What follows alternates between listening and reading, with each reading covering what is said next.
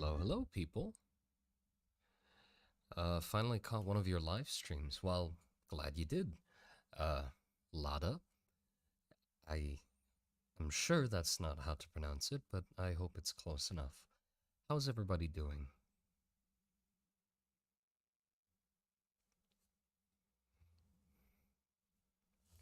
Yeah, let me. Where's my phone? Here it is. Hey, Stan, how's it going? I got some. Oh, hold on. Let me get the chat working first, and then I'll explain.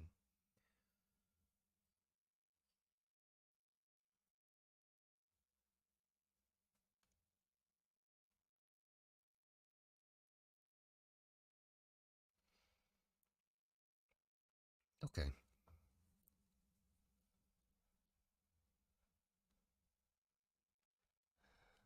I'm swell. That's good to hear. In class right now? As happy as I am catching one of these streams. McNuggins, my goodness, you have. I mean, I really appreciate the $50. It makes me very happy seeing you in chat every time. I'm just confused why there's never any words to go with your donations. You've given me so many donations and so little words. It's like you're just. I. You need to type more. I don't hear anything from you. You just throw money at me. I appreciate it so much. But oh, I don't understand. But yes, I cheese wheels. Thank you. Thank you. I appreciate those wise words from Bonky McNoggins, one of definitely one of my most uh, uh, I don't know what the word comes before supporters. Most You've thrown the most money at me. Speaks louder than 1,000 words. $50 speaks louder than 1,000 words.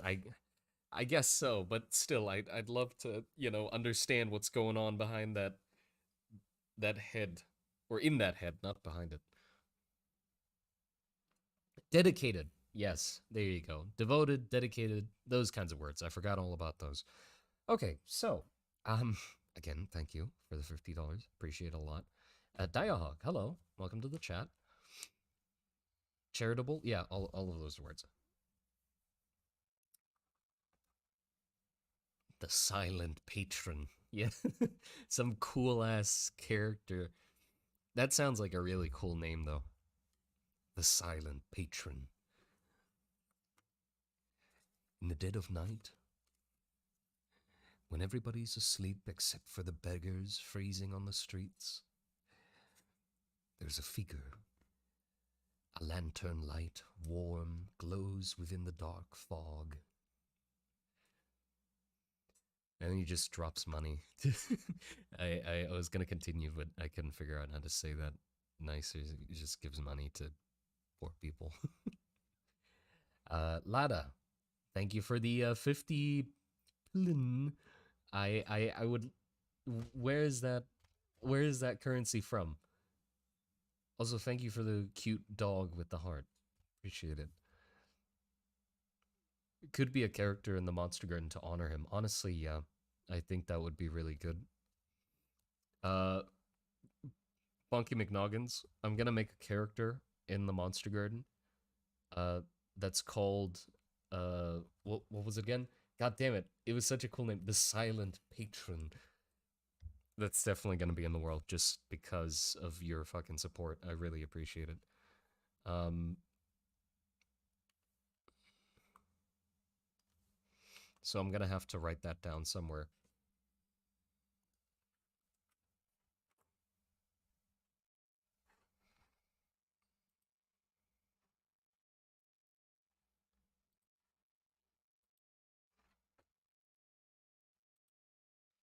Okay. Give me a sec. I have a place where I write that down. And then I'm gonna explain what the stream's about.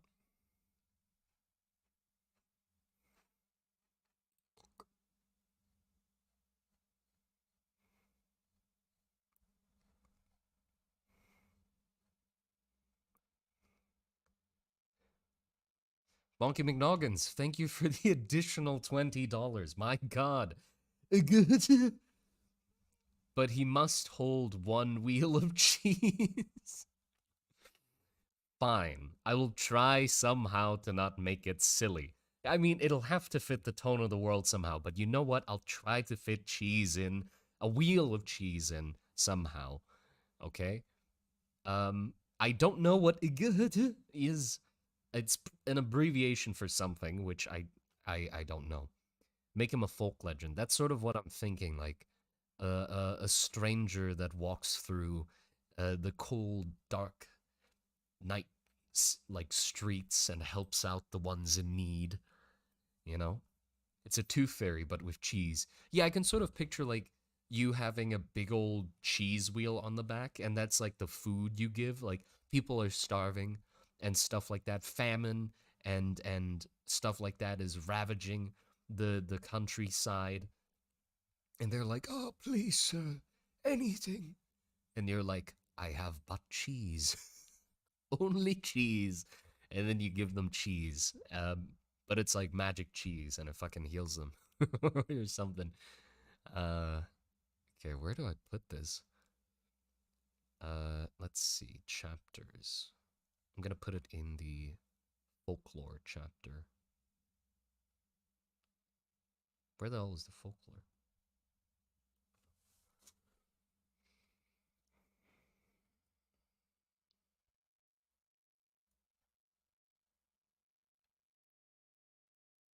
So, weapons, spells.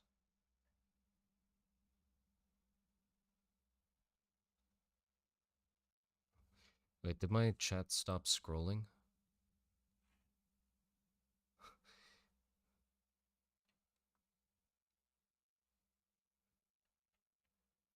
Yeah, hold on, hold on. My chat is acting weird. Lada, thank you for the 25 pullen. I don't know what that is either. Or what currency that is. But I appreciate the 25 of them. Uh, right. But then I want to ask you, make an anthropomorphic tapir character too, preferably in some traditional Polish garments. Ah, well, yes, but I don't want to like just take character suggestions from uh people to throw into the world and such. I like it still has to be cohesive. I can't just if everyone donates to me and is just like, "Oh, make a talking rat and put him in the world somewhere." That's going to start causing trouble, you know? Somebody's going to ask for a flying car next, and so I'll have to keep it to a moderate degree. I might try to figure out a middle ground of making like a group or a covenant of characters that is associated with patronage, so I could appease everyone instead of just making it one character, perhaps making it a group, you know? Because then it can represent all of you who are given who are giving me money. Uh, yeah. Hello, Stan. I can see you in the in the book one as well. Where are you putting the silent patron? I don't know where the folklore part is. If we even have that somewhere. I guess it's in the fifth chapter. Or no, no. Chapter 4 is war, and then we go right to 6. Where the fuck is 5? Thank you. Has a wheel of cheese.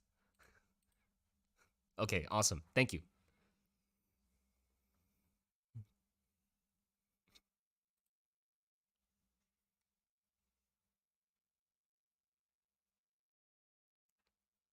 Uh, well, if you would like to call it, or if I hesitantly can call it that the stranger is ooh, a self-insert,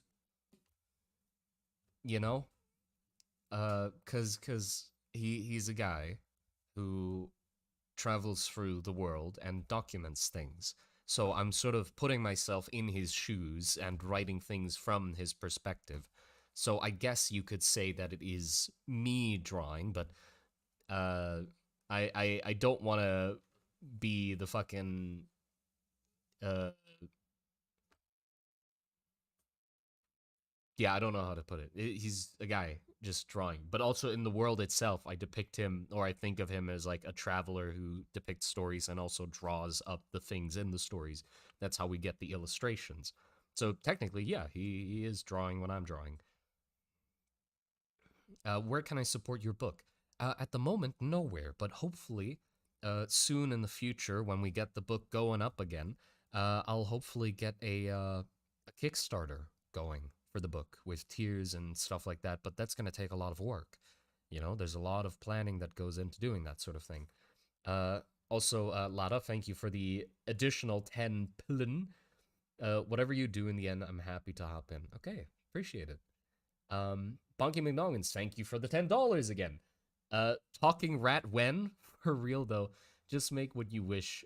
We request not. I enjoy the content, so I offer my support. Really, I appreciate it. Both of you. All of you, actually. Just being in the chat in general is already, like, really helpful for me. I still haven't explained why we're streaming. Okay, it's midnight for me at the moment, but I got some sudden inspiration just to draw, right? I'm not sure yet what I'm going to draw exactly. I was going to draw some environments to help depict the Dwarven Forge better, so just some different angles, perhaps some more environments to show that off. But I also thought I wanted to do a little twist on it, right? I had a fun idea. Well, I've had a fun idea for a while.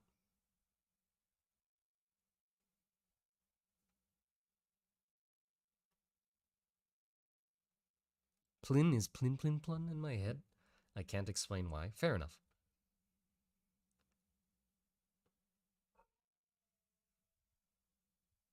Legally change your first name to the and second name to stranger. Goodness.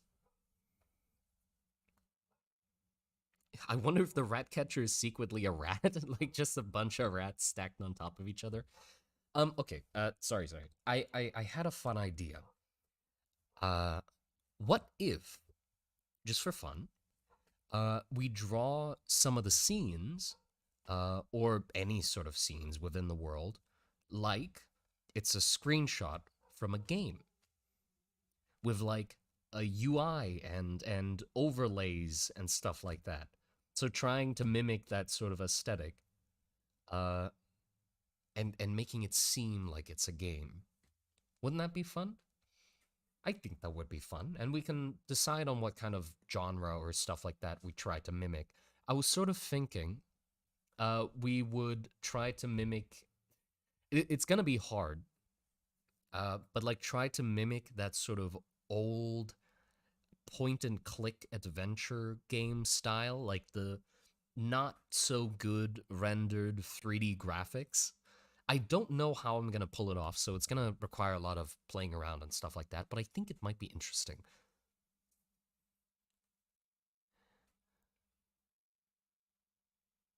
Um, yeah. So the reason I bring this up is because I've had this idea for a while. I've wanted to illustrate parts of the world like they're a game, just to sort of give it a different feel, uh, and stuff like that. But uh, the ways I the styles that I wanted to emulate. At first, I was also wanting to do like a PS1 style game, because I love those old PS1 graphics. I love the horror games that try to emulate those PS1 graphics. They look really nice to me, because they just have a sort of old charm to them, you know. And I enjoy those kinds of aesthetics a lot more than hyper realistic, trying to get as close to real life as possible. I'm done with that sort of stuff. Like, we've gotten close enough to the point where, yeah, but it's not really a stylistic, interesting thing to do, you know? Polygons go brr, yes. So either a PS1 style thing or uh, a point and click style game, like I said. That one came about recently. My infatuation with that came about recently because I got exposed to something that I saw very, very early on in my childhood, and I could never put my finger on where the hell it came from. It was a screenshot from a game, right? I saw it when I was a young boy, and it was this weird face in like a box of something. Like, it was a box, and there was this weird ass head in the box with like some very, 3D rendered lighting. And I could never put my finger on where the hell it comes from because it was like etched into my head because of how off it looked and how sort of creepy it was, you know? And I found the image recently and the game that it belongs to, and I'll show you the image. Maybe some of you might have seen it before as well, same as me, and don't know what game it comes from. This is the image I'm talking about. That thing. This is the thing that has been haunting my dreams. Well, not my dreams. I've been curious about it. I haven't had like nightmares about it. Whoops, sorry. I punched you in the face. Didn't mean to. Um, I I haven't had nightmares about it. It's just that I've been curious about it. I've seen it and I've had like vague ideas of what the hell it looks like. Yeah? Yeah? You've seen this before. I've seen this before. It's from a game called Garage. It's a Japanese point and click adventure game called Garage, which was made by like an artist that loved to do creepy sort of um uh uh creepy mixes between bio like humanoid things plus mechanical stuff, and he made a game called Garage, and it looks fucking awesome. This is what it looks like. Um like the grime and grit of it is amazing. It just feels so dirty and heavy. Sadly, this is from the I'm sure this is from the remake that's actually on Steam. You can get the game on Steam, but what the fuck? I just revved my engine. I don't know what the hell that was. Um you can get it on Steam, but the Steam version is like a remastered version that they put out because the game originally the game flopped horribly or something. I can't remember why exactly, but there were only like 1,000 copies of the game. Or I'm don't take this with a grain of salt. I don't remember fully how many copies of it was, but I'm telling you, it was not that many copies of the game that came out, and then that was it. And the game just sort of got lost and fizzled out, but like interest in the game popped up here and there, and copies sold for like a large amount and stuff like that because it was rare. But then obviously, because of the 3,000 copies, right? Okay, 3,000. So then people online, obviously because of the amazing style and stuff like that, were curious about it, and they were like, oh my god, this is such a cool game, we want to get our hands on it. How the fuck do we play it? Because he had it on his website and stuff, like the trailer and such, so I guess people could find it, but they couldn't get their hands on the game because there were only 3,000 copies. So occasionally there'd be auctions for the game, like the 3,000 there were left. Like, sometimes there'll be a disc or so that appears in auctions and stuff like that, expensive as hell. But then one of the people that wanted to like get the game to spread it in the other regions of the world, the people that were interested in it, they got their hands on it, and they shipped the disc across to like fucking to from Japan to whatever, where the other people were, and then they pirated the game so you could download it, right? And then so that sort of blew up the popularity of it, blah blah blah. But then the original creator got heard about that, like, oh shit, people have interest in the game, so they remastered it and put it on Steam officially, you know. But they also changed things, right? The game has this. They got ego and fuel, which is like a limited resource or that runs out over time. So you have a time limit to play the game, and then after that runs out, you just die and the game was over, right? So it was really hard. It wasn't an easy point and click adventure. You couldn't take your time. You had to sort of just be good. You'd die and then you'd have to speed run it again to the point where you were and then try to figure out the rest. So they increased that time and also added like this outer thing, but also up the graphics. That's the point I tried to get to. I don't know why the fuck I went all the way around to get to the point that I was trying to make. They upped the graphics, right? Obviously, the resolution of the 3D models and stuff like that is still the same, but just it's not grainy, right? And it's a shame because I really liked how grainy it looked in the pirated version and the original version, you know. And also the animations were bumped up to 60 frames a second, and except for the rendered cutscenes, they were still 30, but the animation was 60 now as well. So, oh, also, Fusi, thank you for the 25 PLN. Have you heard of All Tomorrows? Yes, yes, I have heard of All Tomorrows. I like it a lot. Fictional history biology book. Yeah, I have heard of it. Uh, I don't have the book, or I haven't read it. I just have seen that video that everybody who knows about All Tomorrows has seen, where the guy talks about All Tomorrows and like basically covers the whole book. But yeah, I'd want to get some screenshots of the original look of the game where it was still grainy and try to emulate that somehow. I don't know how I'm gonna do that because it has such a like there's so much texture going on, you know. We'll have to see. Oh, but also, if you're wondering, like this location and like how they designed the environment and stuff like that was inspired by uh Kowloon, the Kowloon walled city. If anybody knows that, I don't know. I remember watching a video about it and looking into it a little bit, but it was a while ago, so I don't really remember much about it anymore. But it basically was this city that was in a very small square area, and then it just built into itself more and more and just became this giant block of a mess of housing and pipes and hallways and shit like that. For some reason it didn't. That city is insane. Yeah, I love I I wish that city was still there. Not so I could visit it and go see it or something. No, so I could like astral project my spirit into there to like hover around and look through it to get inspiration. Not to actually go there. I'll probably get bit by a rat and fucking die or something.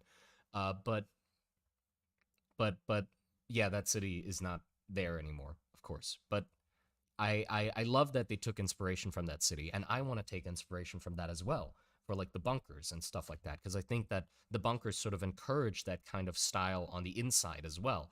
As they're a limited space, it's hard to build it outwards as there's a war going on, and knocking down a wall isn't really the best idea.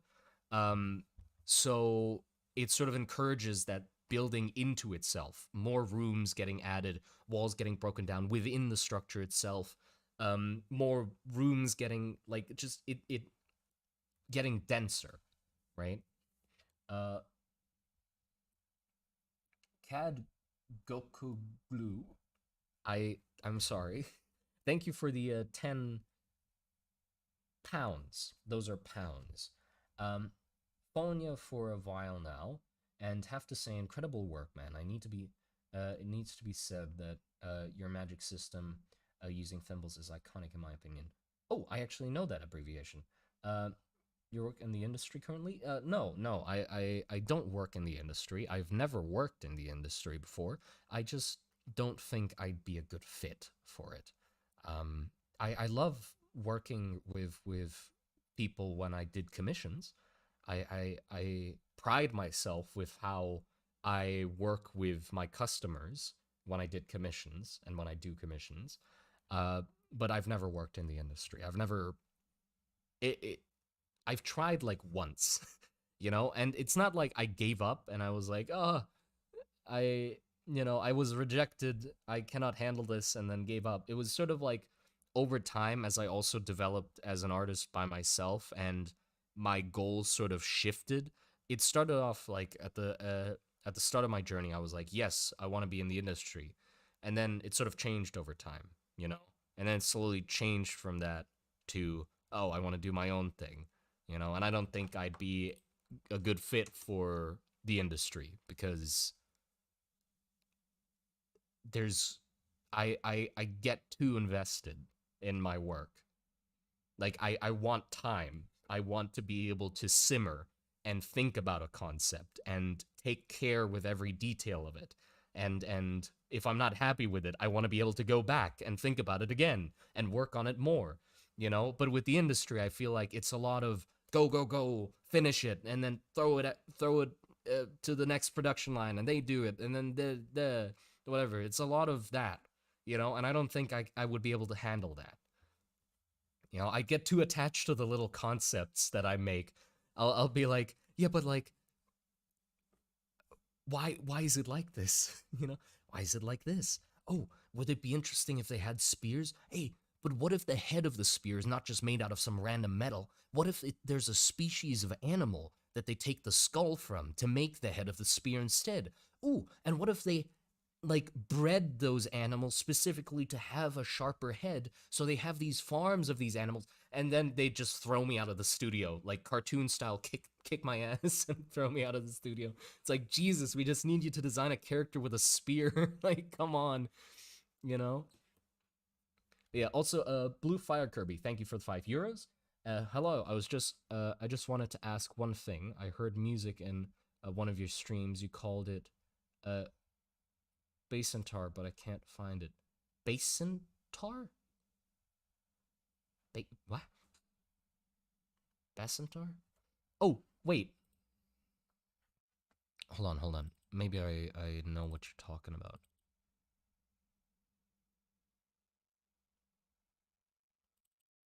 No, I don't know what you're talking about. I don't remember. I'm sorry. I don't remember what stream I had music in and where that music came from.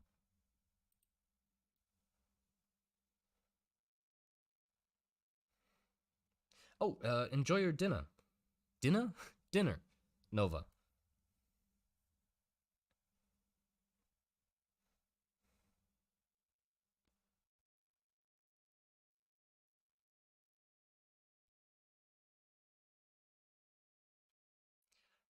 This project enough that you are doing this full time at the moment? Yeah, yeah.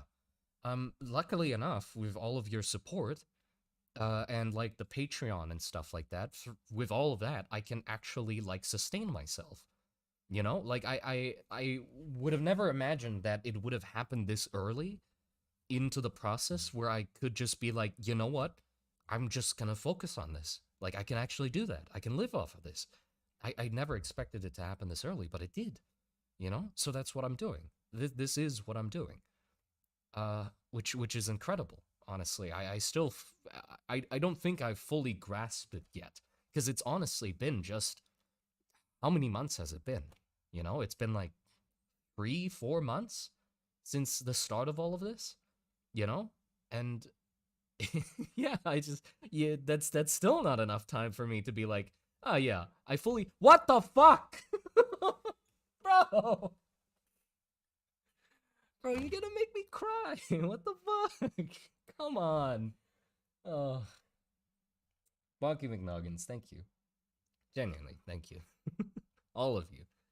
Jesus Christ. You know how many nuggets I can buy for that? You know, honoring your name, Bonky McNoggins. Well, it's noggins, but it's close enough to nuggets. You know how many nuggets I can buy with that? I could buy so many nuggets with that, especially here, because I'm not in like I'm in Thailand, so like nuggets here are even cheaper. I could buy so many nuggets with that. Rest in trenches. Oh, come on, guys. Okay, look, like I appreciate the thank you for the additional €2, but come on, like if you keep donating, we're never gonna get to the drawing part of the stream. I need to draw as well, right? Like I can't just you wait for something interesting to happen and then do that or whatever. But yeah, appreciate it. Um, okay, where was I? Let's get back on track. Let's get. uh, thank you, thank you, genuinely. No drawing, just vibes. Well, I mean, I already said it was a drawing stream in the title. You know, I want to honor my uh, title. Have you? No.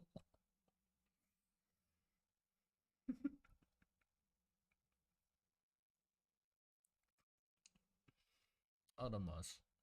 What the fuck? Thank you for the €100. Uh, the Lord of the Backup tablet has risen again. Rusted trenches, brother. I can buy myself another tablet. My God. What tablet are you using? Uh I'm using an UG. UGEE. It's the first tablet I got as a gift by someone else, and it's been my loyal tablet ever since for like 6 years or so. Um, yeah, an UG. And well, sadly, that loyal tablet of mine has passed away. Not recently. Uh, last month, right? But I bought a backup of the same exact tablet to replace it because it's such a good tablet. Like it was the first one I ever got, and I never had any problems with it or anything. And it passed away after like 6, 7 years of work. Like you can't ask for better than that. So I just bought the same tablet again. Thank you for the €2, Blue. Guys, okay, enough. Genuinely, Jesus Christ. Bro, stop! Stop! If we keep shoving money towards you, we'll have the nuggets, a banquet of cheese and nuggets. What was it? It was an oog. UGEE. Oh my god.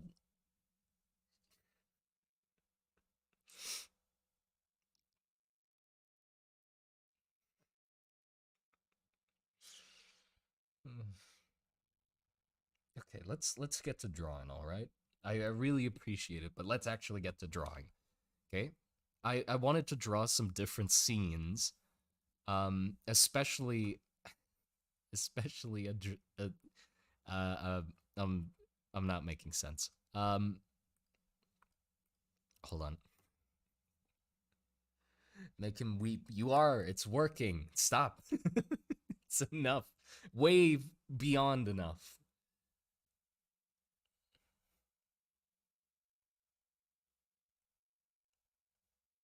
Is there a deadline for your work? I impose my own deadlines. I'm trying to get back into the rhythm of getting 2 videos out per month at least. So cry about it. Come on, piss your pants, why don't you? But yeah, I tried to get 2 videos out a month. Last month was of course lacking because the Inktober stuff and the figure stuff. So a lot of things happened, so it sort of got off schedule. But this month, I'm gonna try to get 2 videos out, one on the 15th and one on the 30th. And if I get things done quicker, then I can hopefully squeeze a third one in or get work to the next video done earlier, which means it's better. Something, whatever. But yeah, I do have self-made deadlines, but in actuality, in truth, I don't need to have deadlines, but obviously I would like to. It's better for getting work done to have some deadlines, even if self-imposed. Gonna cry, gonna piss your pants, maybe shit yourself too. But yeah, I was gonna. God, I was literally about to put down the first line. uh, Blaze Maestro, thank you for the 50 sec. Only €5, but maybe it's something at least. Yes, it is something. Everything is something. Okay? The amount any amount I appreciate, and also the people who are just talking in the chat, I also appreciate. Anybody who's just watching, I also appreciate. It's all great.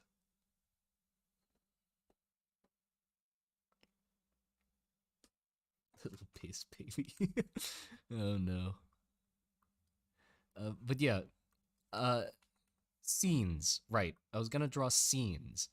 I wanted to draw this from a perspective that showed how imposing it was. Which means I need to draw it from like the perspective of someone going into it. Uh, Here. So I have I have these images, right? These ones here. Of like somebody riding to the city, somebody entering the city, and now I want one like arriving to this thing. Piss shot? What? Just piss.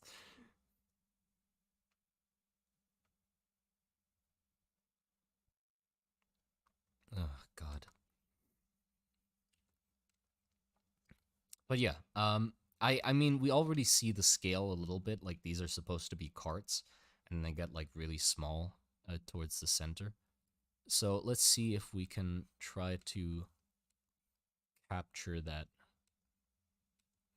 scale somehow. I think maybe like a wider image would fit that better.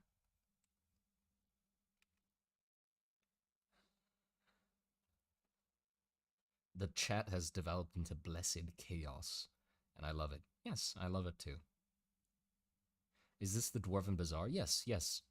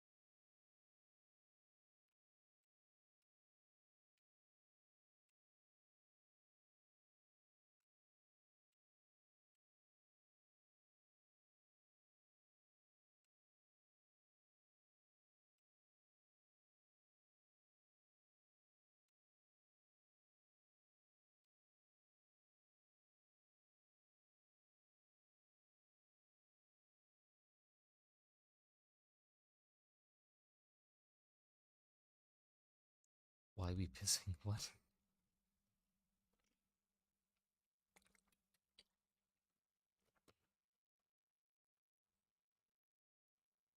It's pretty strange. One could say it's bizarre. Indeed. You must give the building a beard. Uh, it's all beard. The world will be beard. Goodness.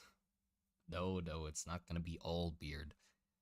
You should narrate the audiobook version of your book once it's published. Whoops, I just spat on my tablet. Once it's published, you got the silky smooth pipes for VO. I appreciate that. It's gonna be mainly a art book. Like the main purpose of the written parts will be to emphasize the art. So without visual context, the book ain't gonna be that cohesive.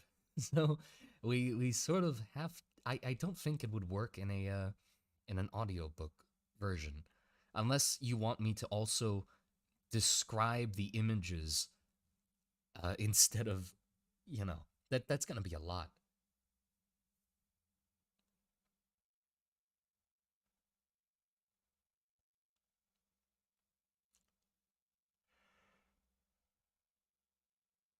List the color pixel by pixel, row by row.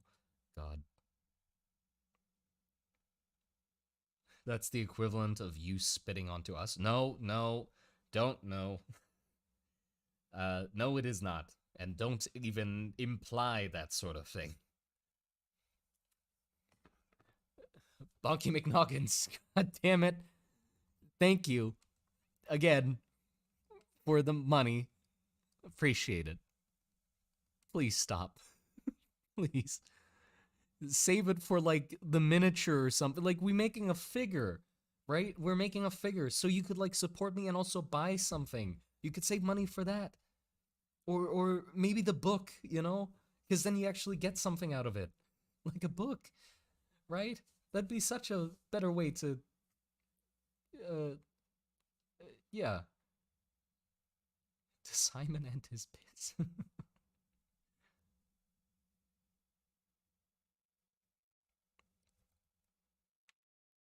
Thank you for your hollowed saliva. What?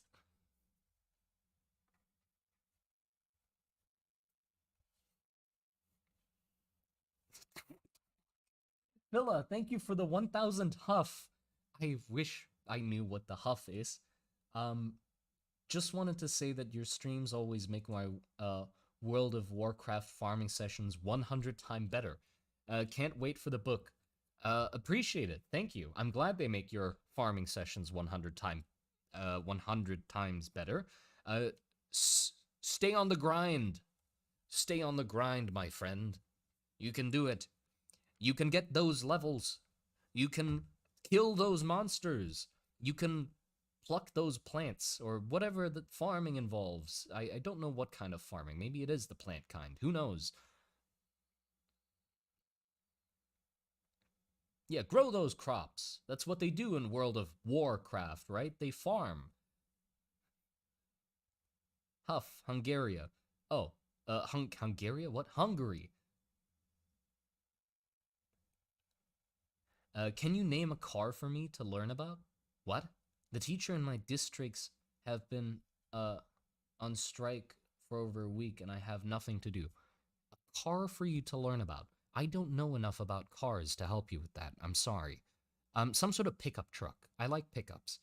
Not those big kinds though. Not the big show-offy pickup trucks. I mean like utility pickup trucks. Around here, like in Thailand, pickup trucks are really useful. You know, because when we go get the rice from the rice fields, right? You put them in bags and stuff like that. A pickup truck is way better than some family car. You can't put rice into the back of that. It's not gonna fit, Or hay bales. Like there's a lot more space with a pickup truck. So some sort of pickup truck.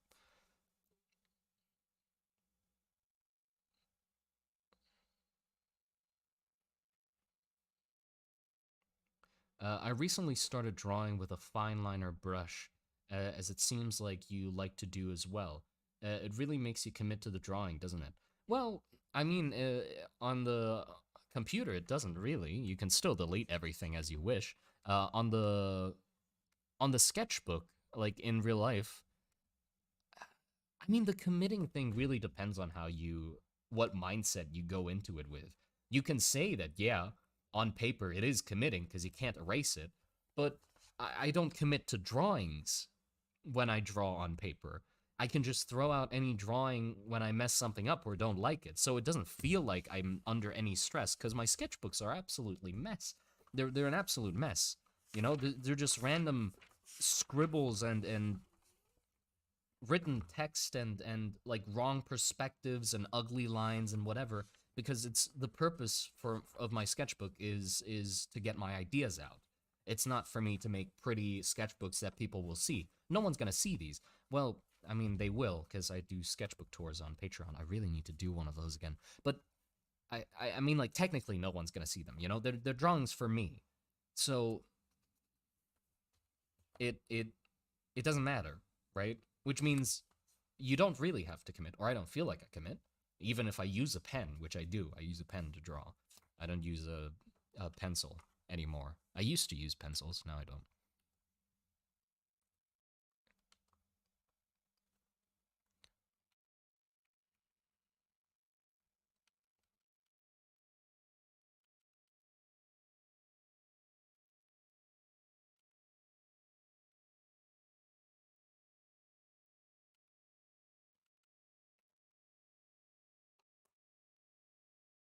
Having a messy sketchbook is infinitely superior to trying to make good stuff in them. I, I I'd say there's a I mean it's up to you what you do with your sketchbook. It's called a sketchbook, that's why I sketch in it, but what you do with it, I couldn't care less. If you want to have a perfect sketchbook, sure, up to you. But this is just the way I use it, you know? And it's the way I like doing my sketchbooks. Um, I mean, it is cool to have like a sketchbook with perfect drawings and be able to show it off to somebody and they go, "Holy shit, that's amazing." And they go nuts because all your drawings are absolutely immaculate. But you can't tell them that you've been sketching in that sketchbook that has 20 pages binded together, and you've been sketching in it for 2 years. And the reason it has 20 pages, but on the back of the sketchbook it said used to have it has 50 bound pages, it's because you fucked some up and ripped them out, you know, and you're just deceiving people into thinking that you drew perfectly every single time. But no, you liar, you fucked them up so many times. It's unrealistic. Yeah, uh I don't think it's intentional when like YouTubers and art YouTubers and stuff like that show off their sketchbooks and they're absolutely perfect. Like their sketchbooks are amazing. But like I feel like if I was a way back when I was still starting off art and I saw those videos first, I'd be like, "Oh shit, I got to make it perfect." And that would stress me out so much to see those videos and think like, "Oh, everybody else's sketchbook is like that? I got to Oh no. I need to make it better. You know, I can't just draw for fun. I have to make them perfect every page." Um so luckily, I didn't think that when I saw those videos. I definitely started off with messy, though. I honestly started off better than I am now. When I was starting off, I definitely had that idea of like, oh, I gotta make it look nice to a certain degree, and I also had that thing where I was embarrassed at school to draw, which doesn't make sense. But it's just a stage of becoming an artist. For some reason, at the start, you're really embarrassed about it. Well, again, I'm not speaking for everyone. I don't know if other people have it this way, but for me, I was really embarrassed in school to draw for some reason because it feels like a personal thing. You know, you're doing something personal into a book, that you're ashamed if other people see it and what they think of it. Uh, but yeah, at the start I was still trying to like make things look nice, but it was still definitely a sketchbook. Like some pages were just mess, and then some other pages were like, okay, this is the nice page, and then messes, sketches, rough sketches, and then nice page. But now it's just all mess, all gibberish. Yeah. And anytime I like put them in my bag, or like I try to find sketchbooks that are small, because I just want to cram them into my pocket, and obviously that makes it so my sketchbooks aren't shaped nicely either. They're just like crunched up and bent and fucking like held together with hopes and dreams, all roughed up, like they've gotten a beating every time I fucking misdraw something in them.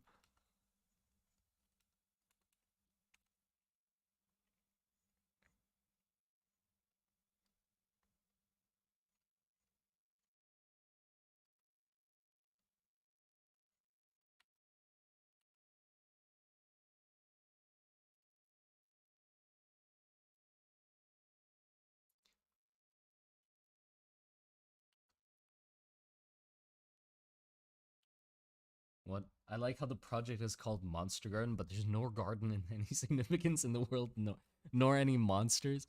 Yeah, I'm definitely lacking in the monster department. I'll have to catch up on that. There will be monsters, don't worry. There will be creatures and stuff like that. We've designed two creatures, but still, these two creatures aren't really monsters here. We designed these in last stream. This is the well, let's look at the poll on YouTube because actually I ran that poll uh yesterday, and so I should see what name won. And even if there's one higher than okay. Uh Torox won. Kabrak is second. Tarok's won by 35%, and Kabrak is 27%. Close enough. I'm calling it Kabrak. The Kabrak is this thing, right? Which is the Varushan mount of choice, and then there's the Ram War Pig, which I still haven't decided on a name on yet. People have suggested a bunch of really good suggestions, so I'll have to like sift through those. I did sift through a bunch of them already, but there is still more. So I'll look through those and see what I fancy. Uh, but these are some monsters, really big air quotes. They're creatures. Yeah, I wouldn't really call them monsters. They're more like, well, yeah, creatures. Uh, so I guess we still don't have monsters yet, but we just have some fantasy creatures. But we'll have monsters. I'm telling you.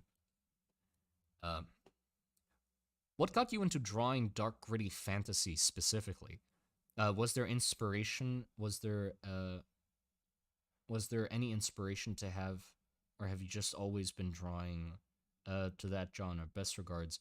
Um, Blood Talks. When it comes to like dark and gritty stuff, no, I did not draw dark and gritty stuff right from the start.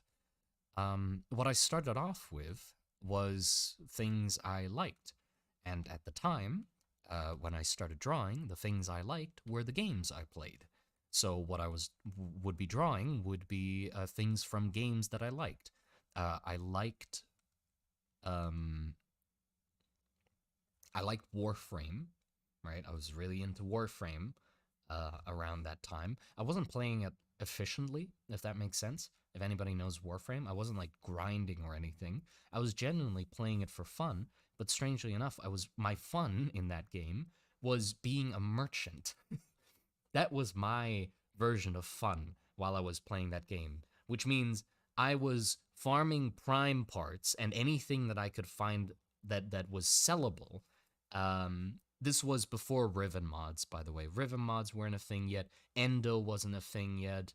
And there were still void keys. Like you had to have keys to go into the void. Um, so yeah, I would just sell things, uh, prime things. So all of my builds and stuff like that were geared around farming prime parts and staying in survival missions long and defense missions long, and stuff like that. And I just have fun in the chat, like selling things, which for some people was the worst part of selling, selling things, and that was a nightmare. But I found fun in it. And the horrible part is, I had the shittiest computer at the time. It was like there was a 5% chance that I could get into the lobby with somebody else, right? 5%. So like most of the missions and most of the time I played solo because it just didn't work, you know? My computer was too bad or my internet or it like literally loaded too slow for me to be able to play with other people. So most of the time I'd be playing alone. And then once in a blue moon, I'll get the chance to go into a mission and there's like other people in the mission as well, and it disconnect halfway through. But there was a chance, and the trade was also terrible in that sense because I I had to try over and over again to like get into people's lobbies to actually trade with them. But I was fucking dedicated, so I still went through it all the way. And yeah, that's what I did. And I spent all the platinum, by the way, on cosmetics, obviously, because why wouldn't I? It was color schemes, armor parts, to fashion frame. You know, that was my end game. I work alone because I didn't have a choice. But yeah, because I was like into Warframe, I drew stuff from Warframe. Um, so I drew like the weapons, the war, the broken war and stuff like that. I literally still have it in a folder. I have a folder with my first drawing in it. My first like actual drawing up until the last drawing from where I still drew on A4 paper, and then into my first sketchbooks up until my sketchbooks I have now. I have all of it documented. But yeah, so Warframe. But I guess it sort of had hints of dark fantasy in the start of my journey, I guess, because other games that I was interested in, I didn't play them because my computer was too shit. But I was interested. Was Dark Souls. I love Dark Souls like lore videos and stuff like that. That sort of thing interested me, and I was fascinated by Ornstein and Smo and their design and their aesthetic. So I drew them. I drew Ornstein. I didn't drew Smo. I just got to Ornstein and then I gave up because he was way too hard to draw. And my friend was into Silent Hill. So the first actual drawing that I did on my journey to becoming an artist, by the way, it wasn't like my first drawing because like way back when I was a kid, I drew on. Obviously, you drew as a kid for fun, but this was like the first drawing where it was the drawing that was like, fuck it, I'm being an artist, right? So I call it the first drawing, even though it isn't actually the first drawing, right? Obviously, I did some drawings before that for fun, but not for being, not for the sake of being an artist. But the first drawing was Pyramid Head from Silent Hill, right? Some other things were like, I drew some like samurais and shit like that. But then I got into a game called Stage 2 Evolved, which just came out at that time. Uh, so like people were going crazy over it, and I was going crazy over it as well. But one part that sticked out to me in the game, which well, that was probably the main sell of the game, was the amazing fucking creature designs. The creatures were awesome. The alien life forms in the game were awesome. So that's the first time where I was so compelled by the designs in the game that I was like, who the hell made these? Like, who thought of this stuff? Like, how did they think of this stuff? So I looked into the background of the game and found Stephen Oakley, who was the artist who designed like a lot of the aliens of that game. So I got enamored with like alien designs and stuff like that. So then it pivoted into me drawing alien worlds and alien creatures and stuff like that. So mostly monsters, creatures, that sort of thing, sci-fi, right? But then that developed further into me focusing more on fantasy stuff. Like I also got interested in fantasy. Basically, it flip flopped a lot, but in the end, my taste refined. You know, like a wine, they refined into me liking a very dark fantasy aesthetic for some reason. I don't know. I guess it's just I just gravitated towards those more.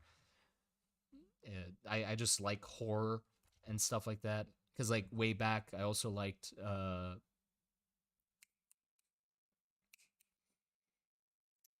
creepypastas. I liked creepypastas. I wasn't crazy about them, by the way. I wasn't like, oh my god, Jeff the Killer. Jeff the Killer didn't interest me much out of the ones. I was more interested in like Smile Dog, Slender Man, um, some other ones, whatever. Ted the Cave.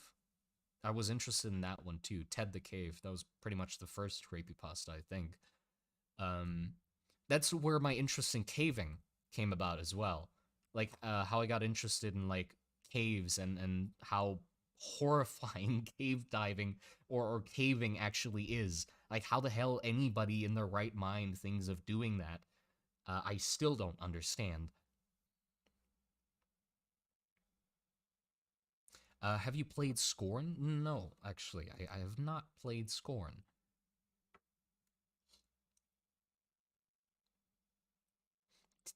Ted the Cave is such a good story. Oh yeah, oh yeah. I think it is a very good story, especially because of the images that they add as well. Like it gives such a sense of authenticity. You know, you can really get yourself lost in the story and stuff like that. I think it's really well written. Um, what do you do when you're not streaming? Sleeping, and drawing and eating and showering. Yes, I shower. I shower and breathing and all of that stuff. I mean, I just do other stuff. I don't stream that often. I don't think. Bet you would like Scorn. I would. I have the art book for Scorn. I got it through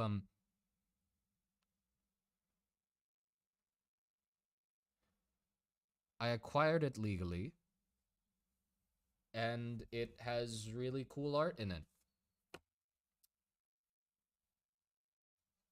Yes. Anyway, Ben Drowned. Oh yeah, Ben Drowned. I liked Ben Drowned a lot too. Like the stories that had more stuff put into it.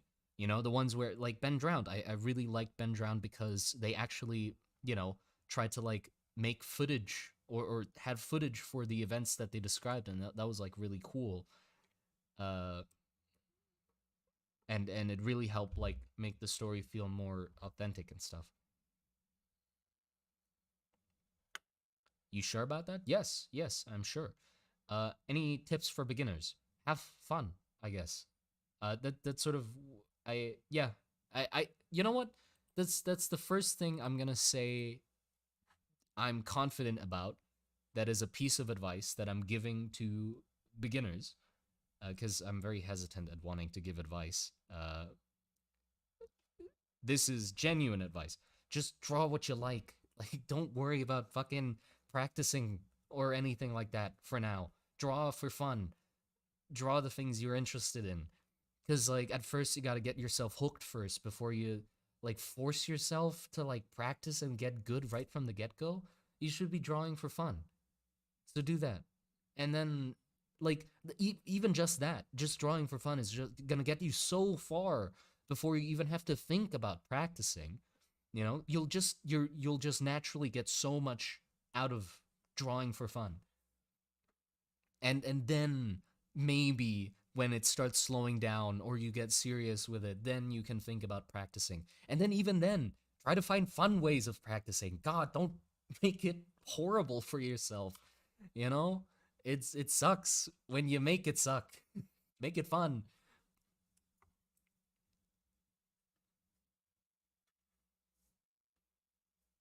Only to practice. Yeah, I don't.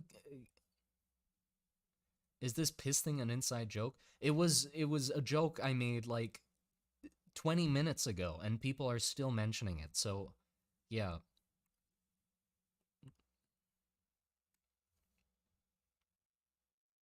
Will your book be available in Italy? I mean, I'm gonna be hoping. I hope to ship it myself. Like out of my own house, if possible, or like get a shipping a third party. There's these companies you can hire. They can basically get all of the orders that you have and all of the supply that you have and just ship it for you. Um, so I'll probably do that, or if I can get like a really simple way to like get all of it together and streamline it and stuff like that, then I do it myself. So I mean, if I do it myself, I can ship it anywhere, right? So yes, it would ship there.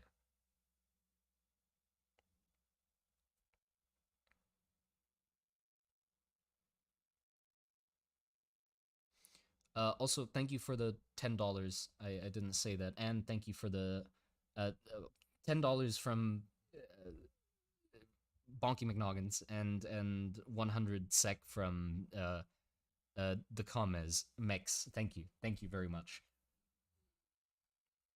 Is it available in Ohio? No.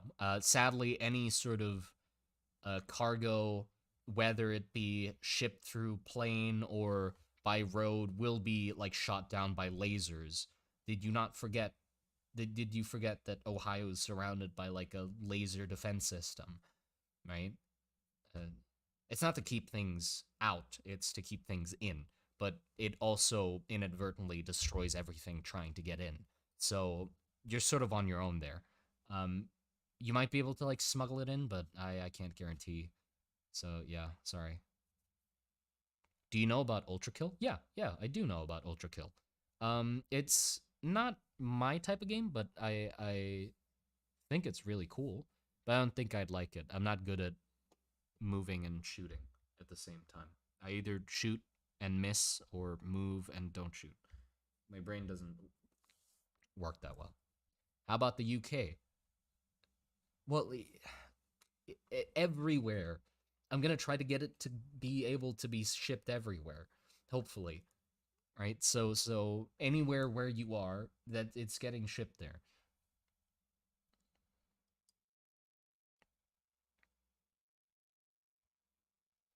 I found your comment randomly when I checked out that Toon video that blew up recently. That was pretty neat. Oh yeah,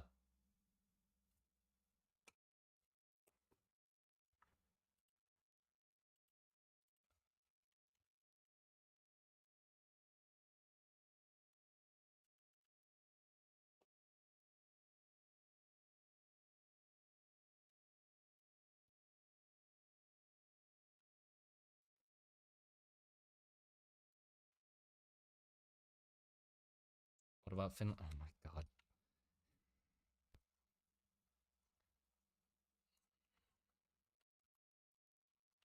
Yeah, I don't think I'm capturing the scale of this well. It doesn't feel right. It just looks really small, pretty much.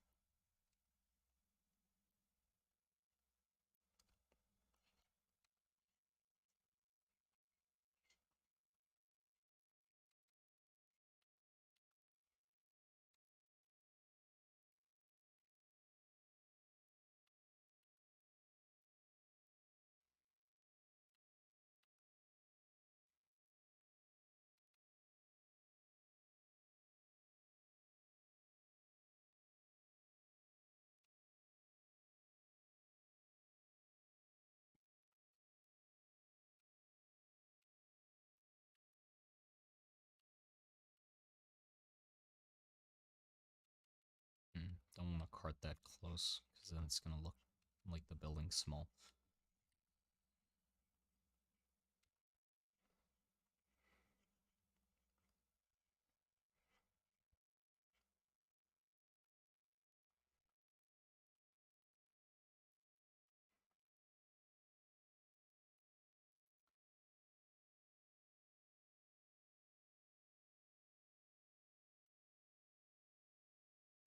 Would it look better if the point of view was closer and looked up? Perhaps. I don't know. I'm not that good at environments, if you can't tell. So, it's a bit of a struggle for me to like get started in them. And obviously, because anytime I'm bad at something, I don't know if anybody else is like this. I have to say that every time because I don't want to generalize or think that everyone has the same experiences that I do. But anytime I try something new in art, like environments that I'm not used to or not good at, my body screams at me and is like, "No, stop doing that thing you're bad at. It's horrible." And I just feel like not wanting to do it. So I just have to sort of force myself a little bit to try and draw environments to get better at them, because I know if I get through that like initial feeling of it's horrible, I'll eventually get good enough at it that it's like, oh, I love this. It's fun.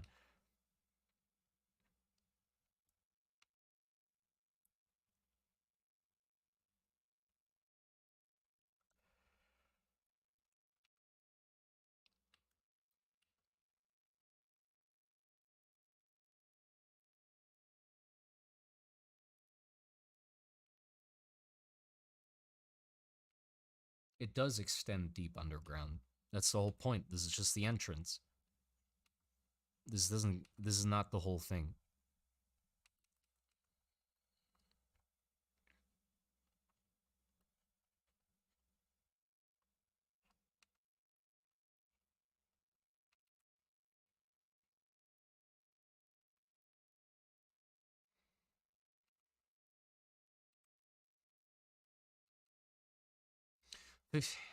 God. Thank you, Bunky McNoggins, for everyone who needs to hear it. You got this.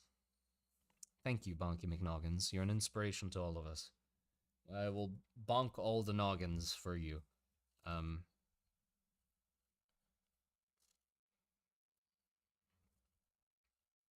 I'll bonk all the noggins for you.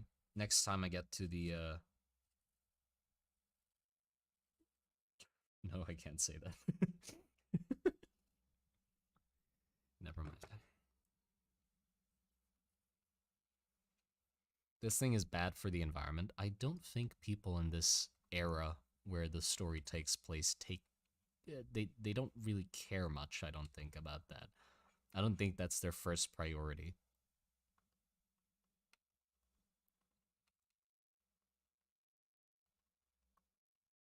Next time you enter a public space. No, no.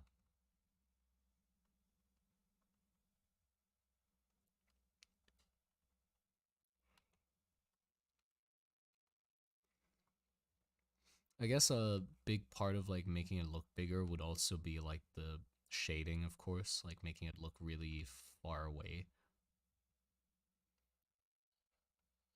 So I guess it's fine that it still looks quite small.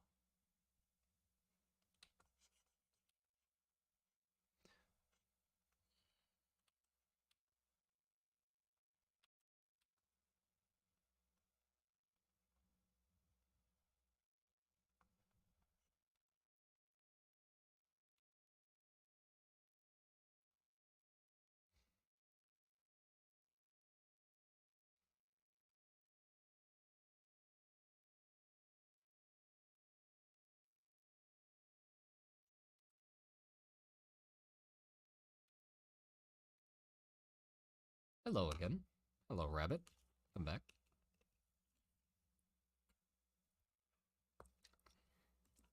Can you do a video on the magic types? I plan to do a video on everything in the world. Not just all magic types. Literally everything. Yeah, the question isn't if, the question is when. Because I'm only one man. I can't produce videos that quickly, so it has to be about one thing at a time. And eventually, I'll get through everything. But sadly, I can't do that instantly. The next video after this, after the dwarf one, will hopefully be a video that helps lay the groundwork for everything else. I've been very bad at... I should have continued that sentence better. That I've been very bad is not a good sentence to start off with. I've done a poor job at just giving everybody the basic information they need to understand what's going on in the world. There are some questions that are very obvious that I just failed to answer. So I've been a very bad boy. I've been a bad boy, and I've not done my job. I need a spanking. Okay. I'm gonna get myself canceled one of these days. Goodness. I come on, finish sentence in my head. Right. Like what's going on in the world? What events are happening? What things am I going to cover, right? Just the groundwork of everything. I think I should make a video. So it wouldn't go deep into anything. It would just lay out what there is to talk about, right? And I think I should make that video so everybody can be on the same page about the simple things in the world. Like, oh, there's the pillars, there's the mana core incident, there is the war going on, there is Ram and Varus, there is the Centrists, there is the Zeniths, the Zenithists. You know? Have you done a video on curses and witchcraft? If it's not there, then no, I have not done a video on curses and witchcraft. I've done a video about the witch hunters, but not the witches or their curses, which I still want to do. What? You need to go sit in a corner and think about what you've done. I'm sorry. I've been very naughty. I need to stop. This is gonna incur some sort of wrath in the future. I feel this is some imposing doom shit if I keep saying this sort of stuff. Yeah.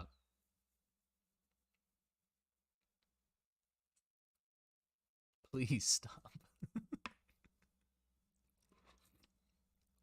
I'm just asking for trouble at this point. Asking for trouble. No, no, okay.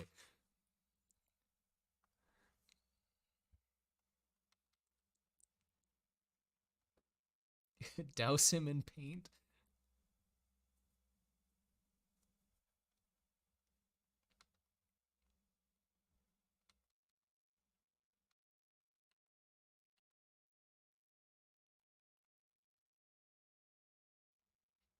Make the rats thick? Asking for punishment. No. No, I'm not. What are you talking about?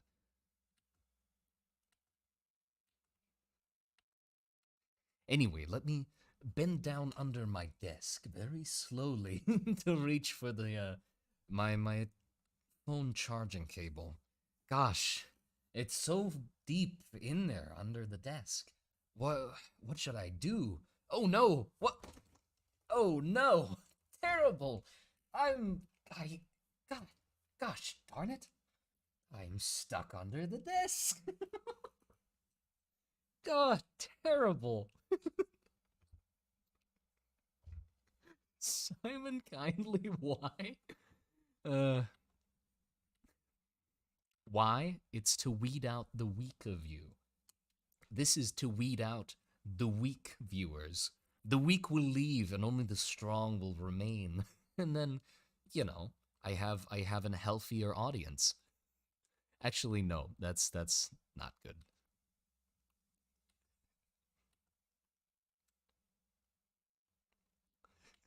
Like an erotic chapter awaits us.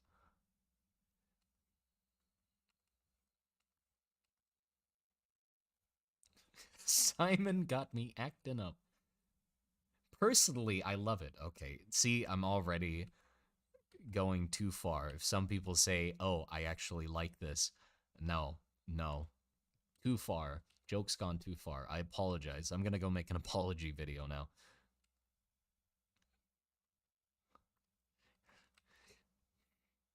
I apologize for my behavior. I cannot believe I allowed myself to get this far into the joke.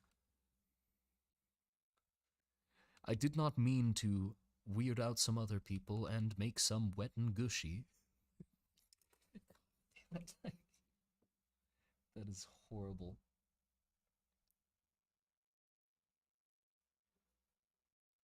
Social Darwinism applied to YouTube commenters? What?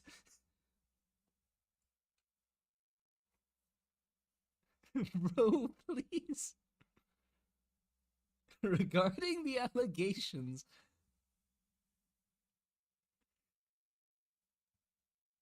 Is that the White House? Oh, fuck, it looks like the White House. Oh, it does look sort of like a governmental building or something. Oh no. Oh.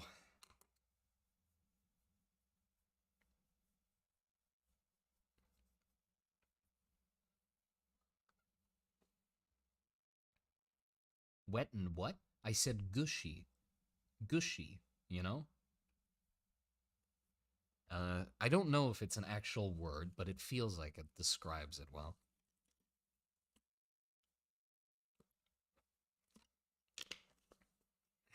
Gushy and the fucking Pantone color.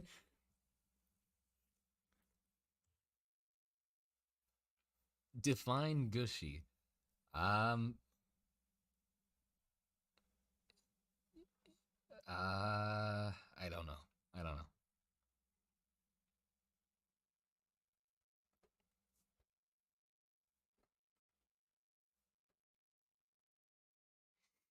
I'm just imagining the strangers saying all of that. Spell gushy. Nasty. Thank you. I'll take it as a compliment. I'm about a gush.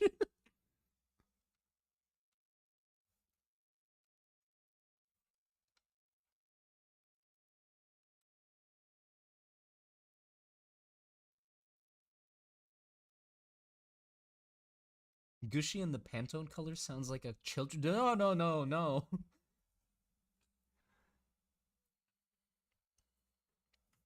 Simon, if I get my dogs to watch the stream, will you say hello to them? Well, yes, of course. I love dogs. The animal kind. I'm digging myself a hole. I'm gonna go. I'll be right back. What the fuck is wrong with me?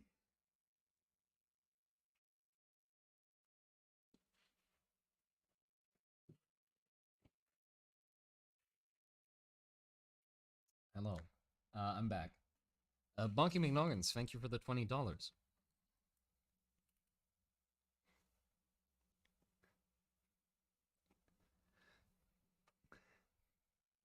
Um, here's a $20. I'm gonna watch this mess while I eat my food. If I hear gushy again, I might die via laughter-induced choking. Well, you wrote it in the message, so I had to say gushy again. Do you like gushy dogs? I love any kind of dogs. You know what I mean. What about cats? Do you like cats? I'm starting to like cats. Starting to. Simon digging his own grave. Now he's dead, thanks to you. You cannot hide behind donations. Address the dog allegations. What are you talking about? I said I would love to see. No, I would love to say hello to your dogs if you show them the stream. There's nothing wrong with that.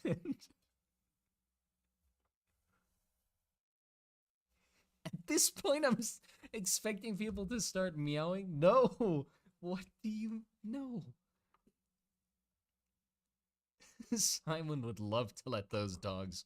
I mean, for anybody who's interested, due to me being in Thailand in a Thai house, we don't wear socks or shoes in the house, right? So I do currently have my dogs out. They are full on display. Um, so yeah, enjoy that thought. Um,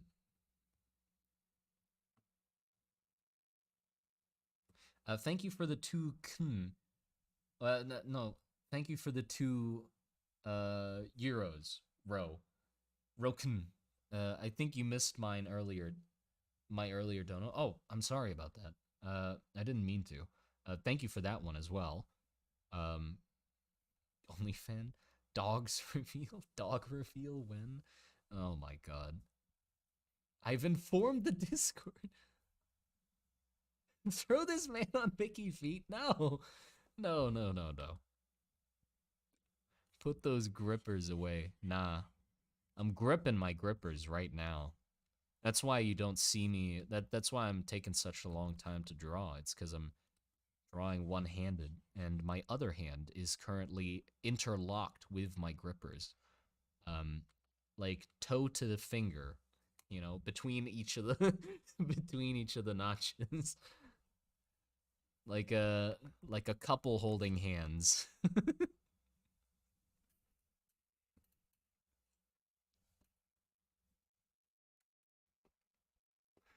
Why?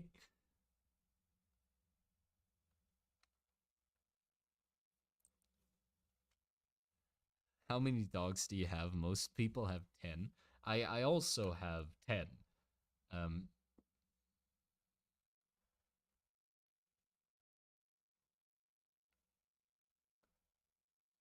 Spotty is waiting. Hello, Spotty. Welcome to the Monster Garden stream. Glad to have you here.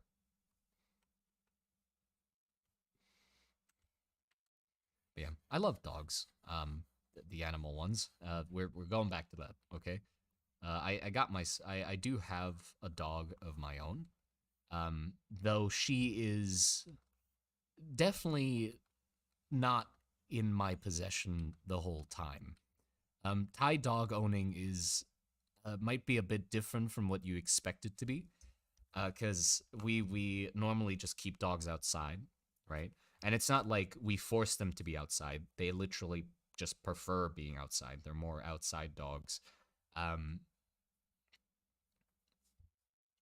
or like, I mean, they will come in when it's like, uh, when it's thundering outside or something like that. When it's raining, they sleep like outside on the patio or something. I think it's called a patio, right? The like the part in front of your house, in front of the door that's still under a roof patio. Um, but yeah, they'll sleep there. The one I have, will sleep there. Or if it's thundering, she'll come inside. Um, but like most of the time, she'll just go outside. Um,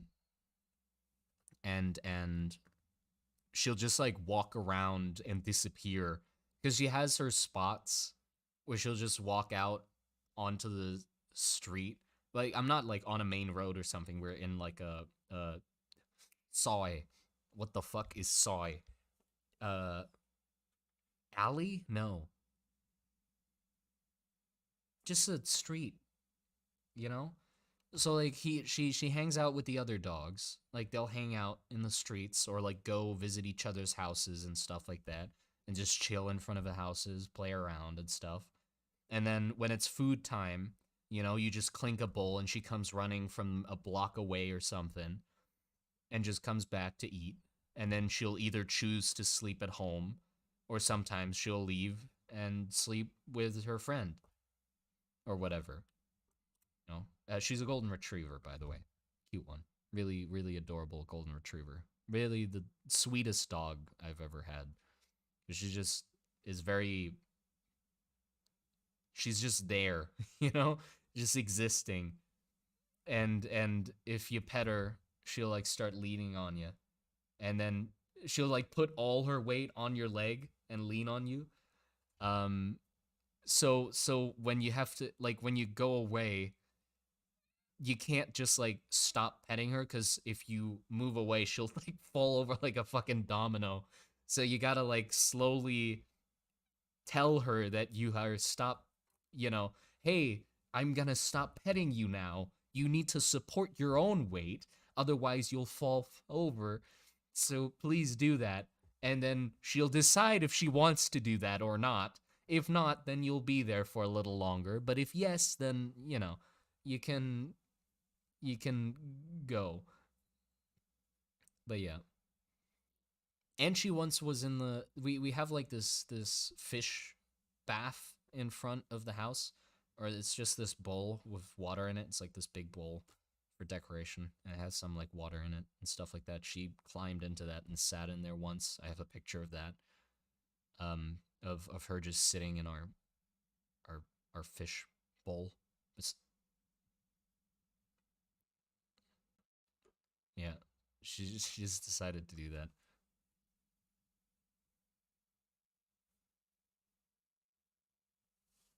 Oh, also, her name is Muan. Her name is Muan. Yeah, it's a Thai name. Don't question why we have these weird names. But Muan means sweet meat. It's a type of food in Thailand. So we named our dogs after food. And so her name is Muan, which means sweet meat, and it's a type of food. It's a straightforward translation. So it doesn't sound that terrible in real life. Like Muan, it's not like we call her sweet meat. No, it sounds normal in Thai. It's just when I translate it sounds weird. But we had a dog previously, sadly passed away, of course. But we had a dog called Mu Bing, which is fried meat. We had a dog called Mu Bing. Um and uh yeah. So we named our pets after food. Are you planning on eating the dog? No. We just call them food names because it's stupid. It's cute.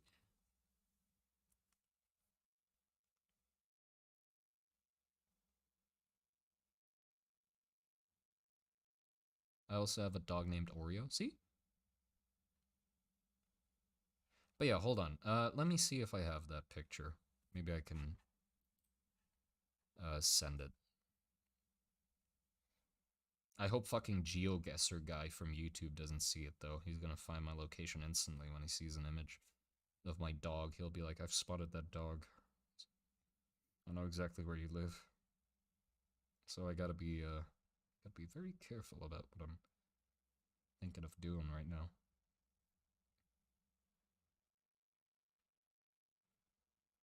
But I think if I just crop it to be a picture of a dog in a fishbowl, it's gonna be fine.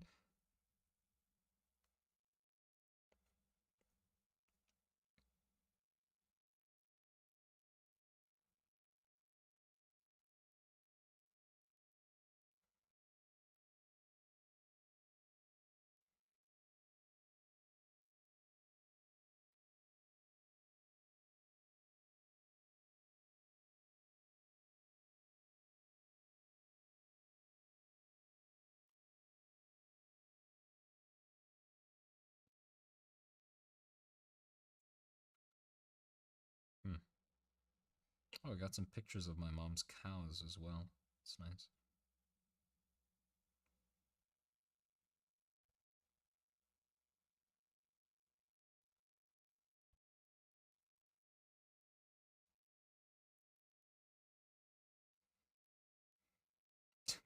I have a video of a nice moment with some friends as well. I went over to hang out at my friend's university, and he and his friends were like having a barbecue. Like they were frying some meat on a fire, and it was taking like a long time to fry every piece of meat. But then over time, the fire got hotter and hotter, and then towards the end, the meat caught fire. I don't know how we managed to do it, but the actual piece of meat, like it wasn't the grill burning, it was the piece of meat burning, like a piece of coal. It wasn't burnt; it was just on fire. Um,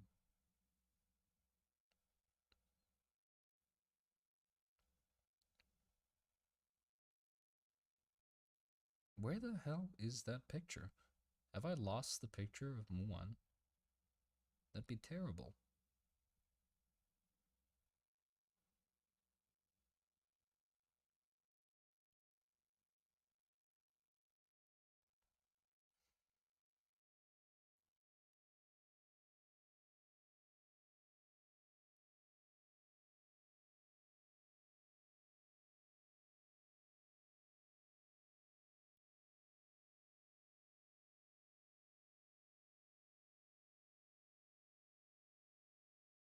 Oh, I have a picture of me holding a rat.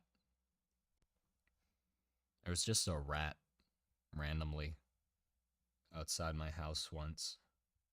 It was just laying there on the ground, just chilling. Well, it was walking around as well, but then it was just chilling with Muan, my dog. And then I just was like, okay, let me pick you up, and then it just let you pick it up, and then was just on my hand, and I was just holding a rat. It wasn't a big rat, just a small rat. Oh, and when I was working at the farm once, I was helping mom with carrying hay. We were gonna store hay, so there was like a lot of hay at a farm, and we were hauling it up onto a pickup, sending it off to be stored. There was also another rat. It was like really small at the farm. And it was just again, it like was just around my hand and just crawled up. I can show you that instead of the dog. I hope that makes up for the lack of dog pictures because I can't seem to find my dog. Let me find a good picture of her.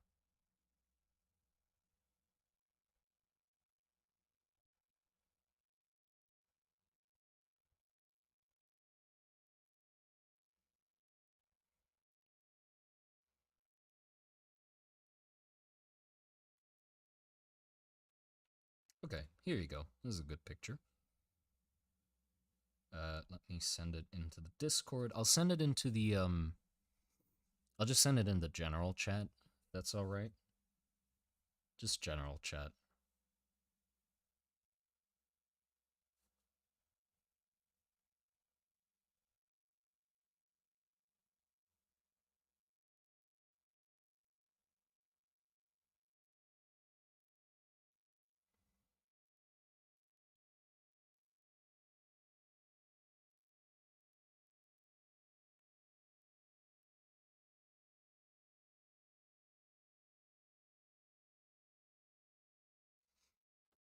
Is that what my chat is called on?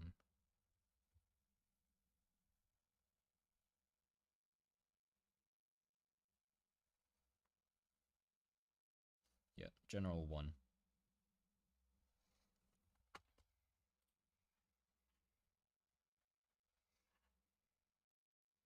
Hold on. There it is. Little rat. It's just a little guy.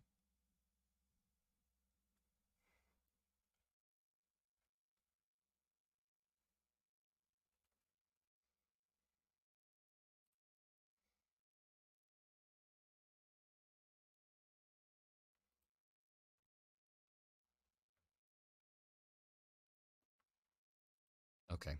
This definitely devolved or changed from a a drawing stream to just chillin'. I've accepted that at this point.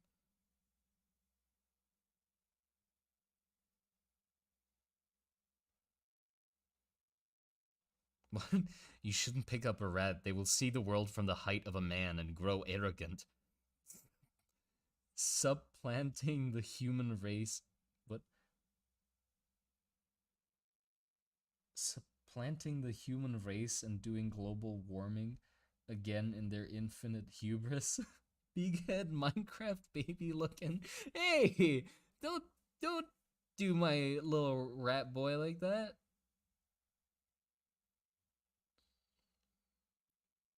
He did nothing wrong.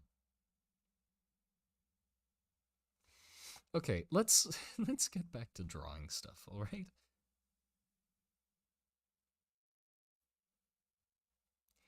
Did you know that if you put a hamster wheel into an open field, the wild mice will run to it and start using it? Oh, neat. I did not know that. Also, if you, Simon, or anyone wants to give feedback on a D&D enemy ability, I put into the criticism channel. If I don't forget after the stream, I'll look at it. If I don't forget. Are there any pretty people in your fantasy world? Huh? Why? I mean, I guess. Yeah, I mean there'll be all kinds of people. Mostly malnourished. But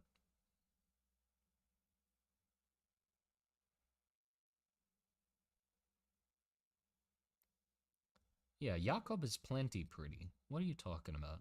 Jakob's gorgeous.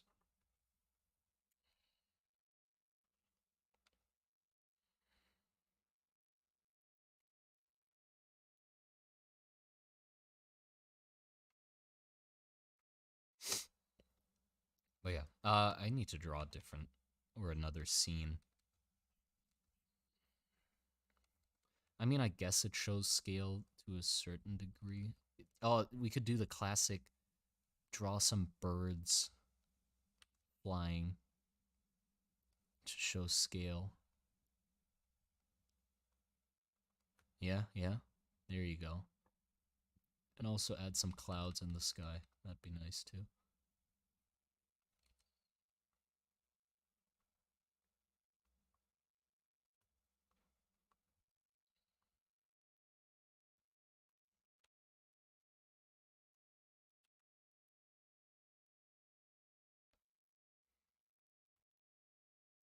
Simon, do you own a sword? What? No, no, I don't own a sword. Well, I mean, I don't own a sword, but let me tell you, I do own a magic staff. Now, I will not hesitate to use it, I'm telling you. But yeah, I do own a magic staff. I found it on the way to gym once. It was like fate had brought me to this point. On the way to gym, in front of it, like in front of the gym, like laying in a sort of there, it was those concrete sidewalks, and there was those pits where the trees get planted, but that tree was cut down, and in its place was just laying there a staff-shaped piece of wood or a stick, So I was like, this is a sign.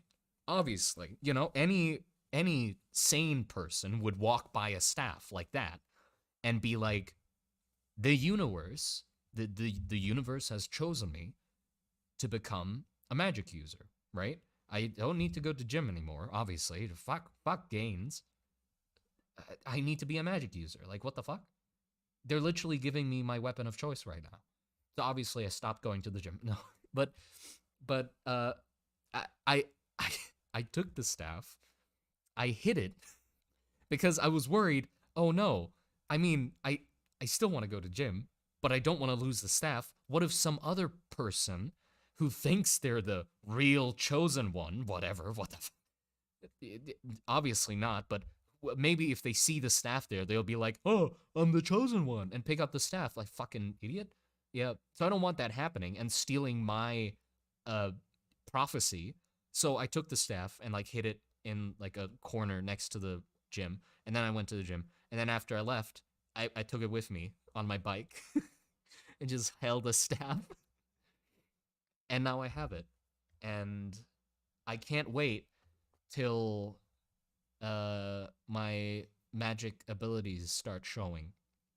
I can't wait. You know, any day now, it's gonna start glowing some magical color like blue or purple, because we know those are magic colors. That's the colors magic have. And then I can cast spells. Most relatable loot goblin moment.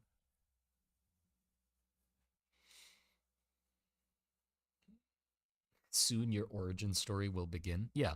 But in case the magic staff doesn't work, I do have a bigger bamboo staff next to it to beat people over the head. If I'll take both on my journey, and if the magic don't work, I'll just beat people over the head with the bamboo stick instead. So it's fine. I have a backup option. You know, there's always precautions. Just in case. But I'm sure the magic's gonna work, of course.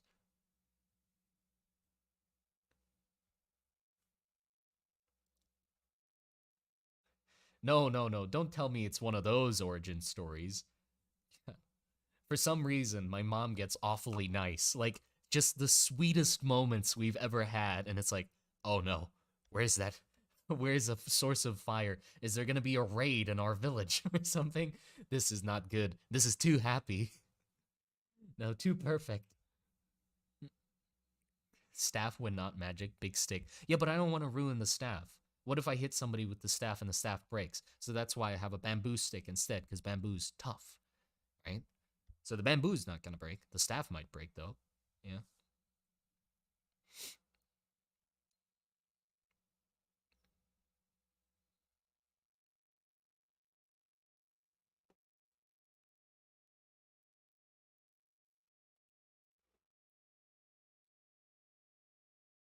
No, my stern yet loving father figure.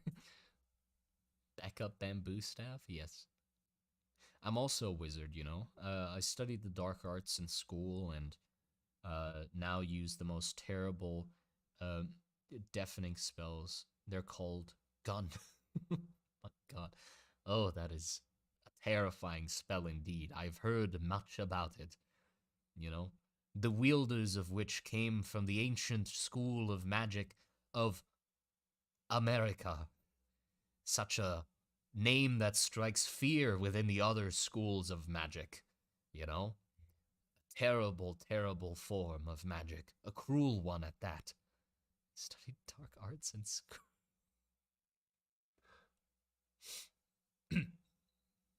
Not gonna make that joke.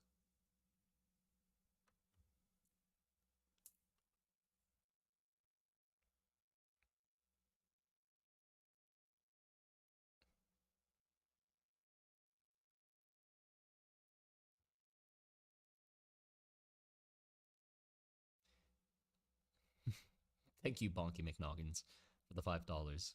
Again, I cast Bonk. I use my magic staff to cast it. Amazing.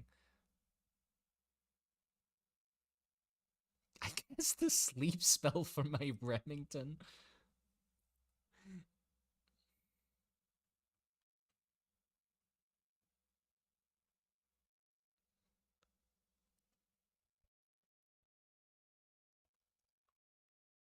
The idea of an American wizard is too cool. I must draw this. Oh boy.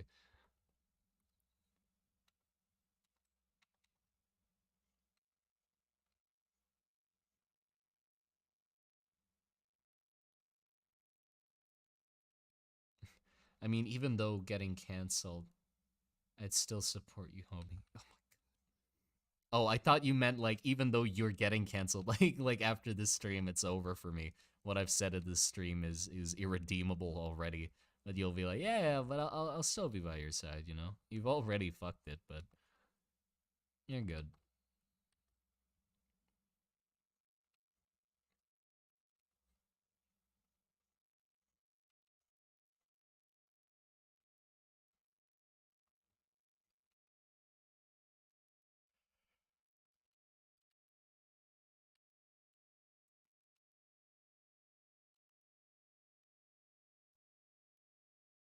You will be taken to wizard prison? No, not wizard prison. I haven't even had a chance to use my staff. You already send me to wizard prison? How dare you?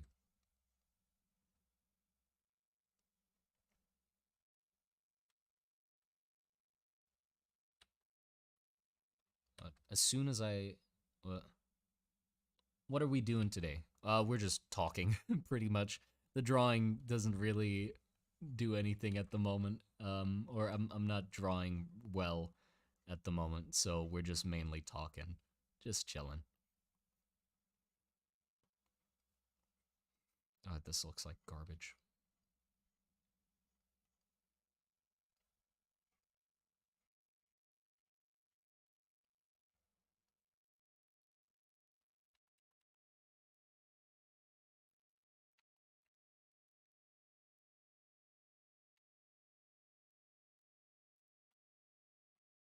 Not Wizun. Oh my god. Prisnard. Oh no.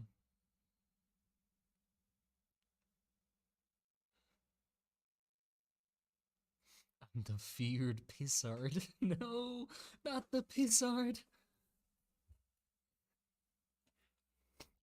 Oh god.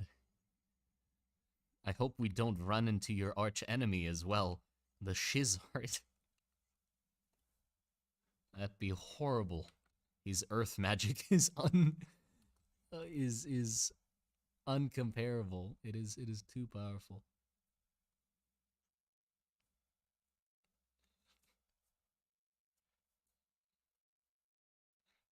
What did I miss? I mean, I think what you meant to say is, what did I piss?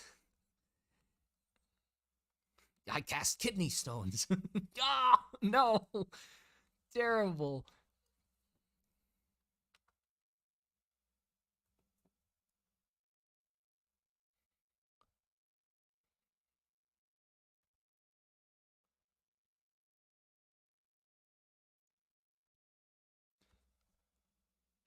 The Shartmancer.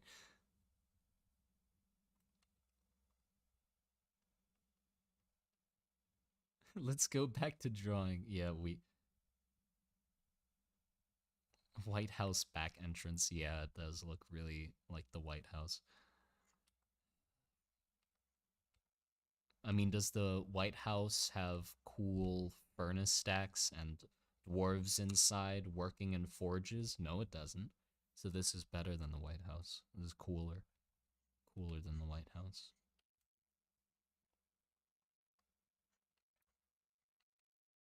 Are we bringing back the weed mage? You mean the wage?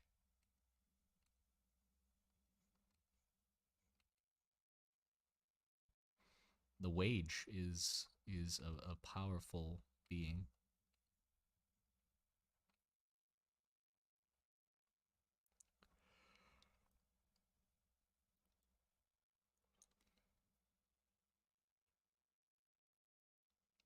Does the dwarf Joe Biden live there? Oh, no. No.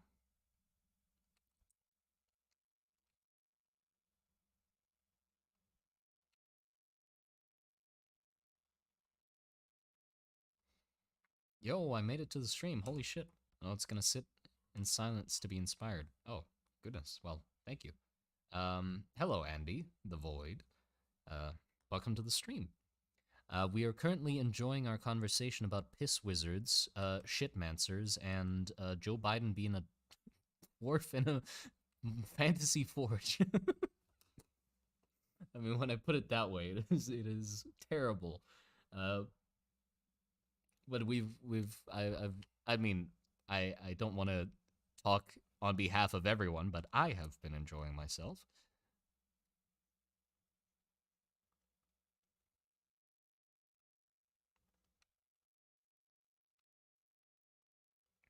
Yeah, but maybe we can have a sort of Joe Biden-esque character in the Dwarven Forge, like a very senile dwarf, you know, who's like half of the time he doesn't even know if he's actually there or not.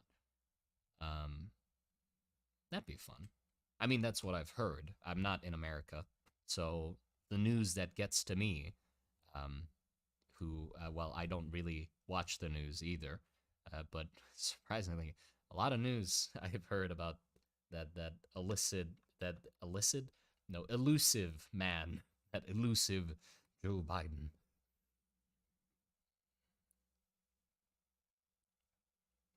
This stream is just a schizophrenic episode. Yeah. The oldest dwarf.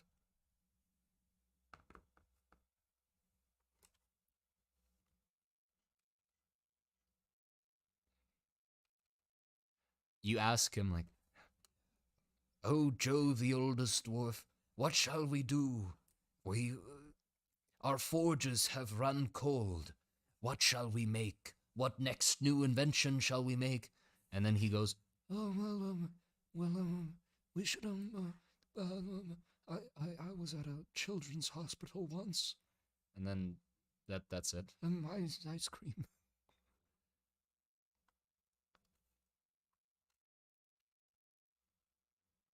It's wise words, old one, but we'll fucking die.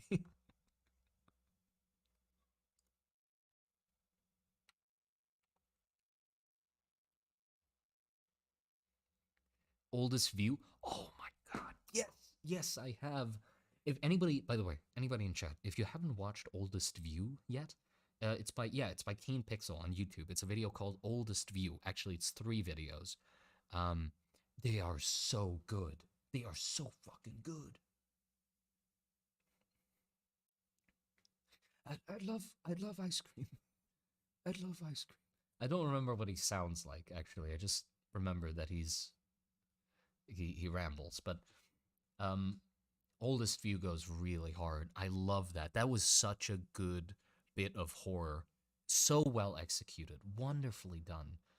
What is this? Um the cool thing, it's the Oldest View is, let's say, a horror thing. Um I don't want to call it analog horror. It's a back rooms thing, but that sort of lessens the impact of it. You know, I don't want to say it's a back rooms thing, but it's a very well done horror thing on YouTube.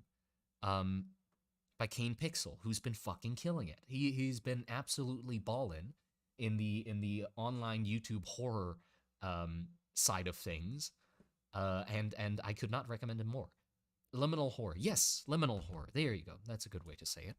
Um, but yeah, seriously, the 3D environments he makes, like that mall, the mall in fucking, it looks legit. Like it just looks like an actual mall. I don't get it. How well he did that. How it just looks like he's walking around a mall, but it's, and how well no spoilers. But but yeah, the mall is rendered so beautifully.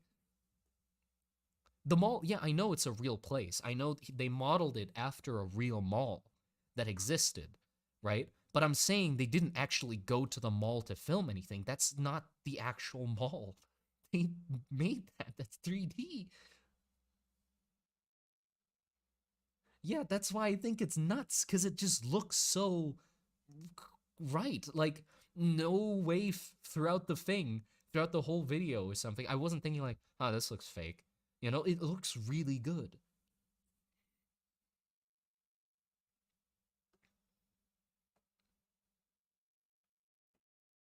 Yeah. Just it has a bit of a slow start, by the way, but please just stick with it. It'll be worth it.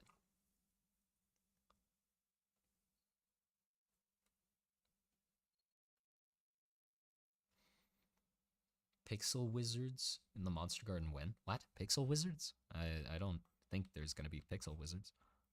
What's the name? It's called The Oldest View.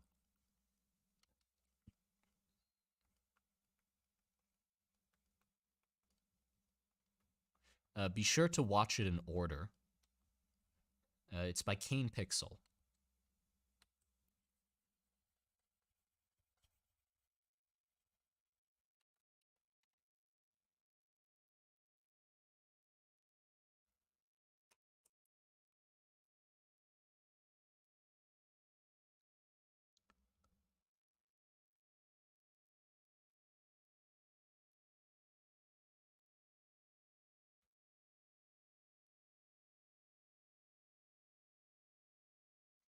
Scavenger's Reign?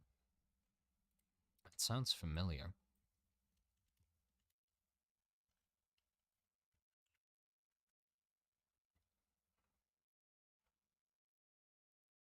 Oh shit, it's this. Right. The short that got turned into an actual series. Right, right, right. Did the I didn't watch the series yet. I watched the original, you know, the actual short film, The Scavengers.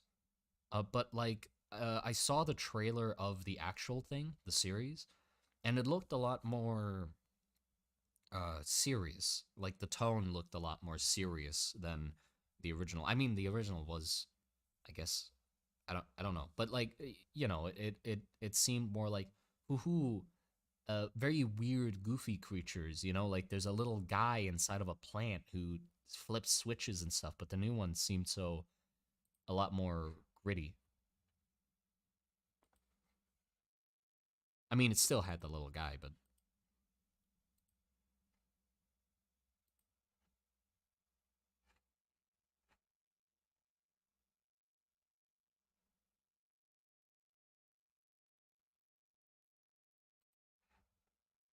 the new one is brutal. Yeah, because the old one was sort of goofy in a good way.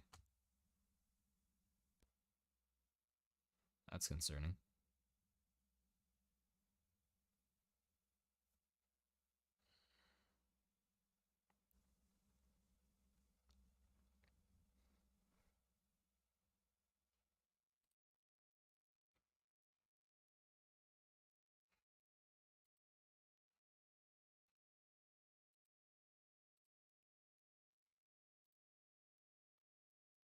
Hmm.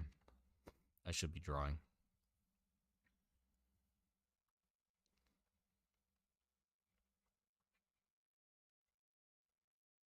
I'm just gonna draw random shit because it's better than me not drawing at all. But I can't think of what I should be drawing, so I'm just gonna draw like a Bruce soldier.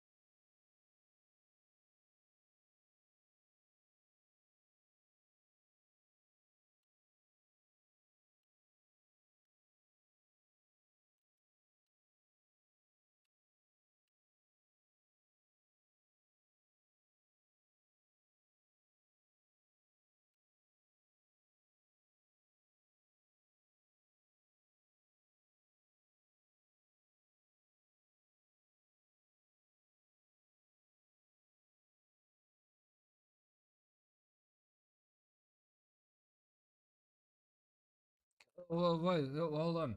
Uh, 2 donations. What? Rokun. Thank you for the 10 euros. Um,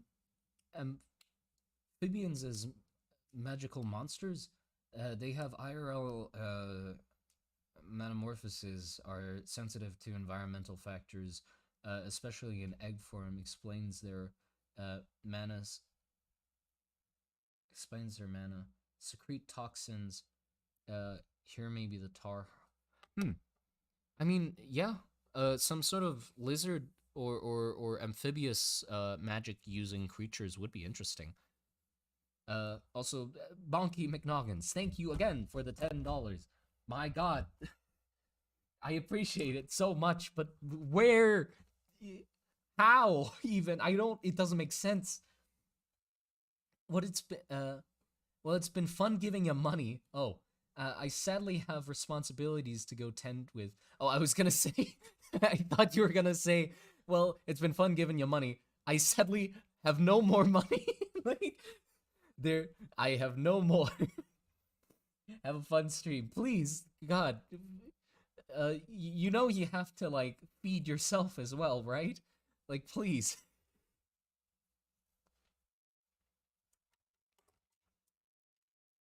Oh, he's leaning back quite a lot.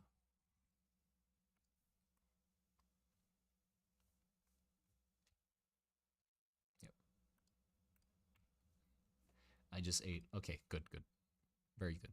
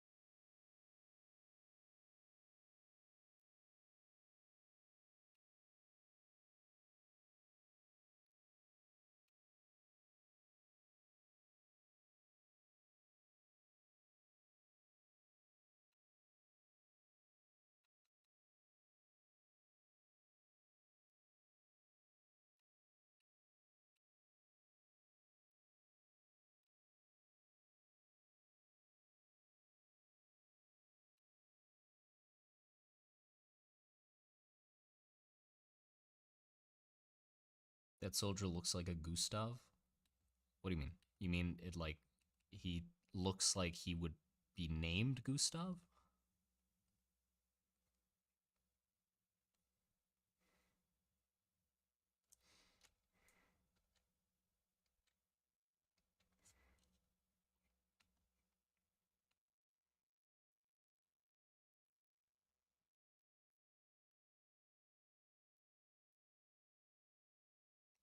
Bonky McNoggins could end world hunger for a day, but instead chose to do something worthwhile instead. No, don't say that.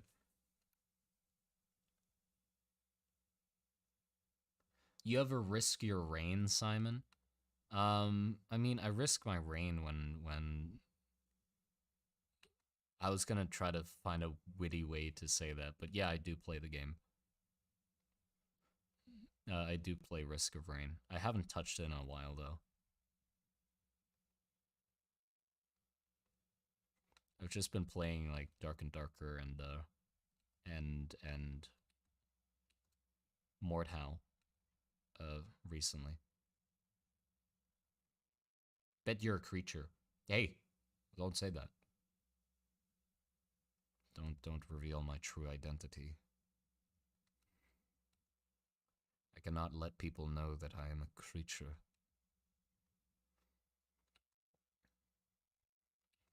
But yeah, when it comes to like my appearance, I guess I don't really care much to like. It's not like I'm trying to hide it or anything. It's just that it's not really relevant. If I go to like a convention anytime in the future or something, then it becomes relevant, and I'll just show my face then so people know what I look like. But you know, I'm not gonna make it a big deal. I just don't care. Like it's not necessary for the art I'm creating at the moment. So whenever it becomes relevant, then meh.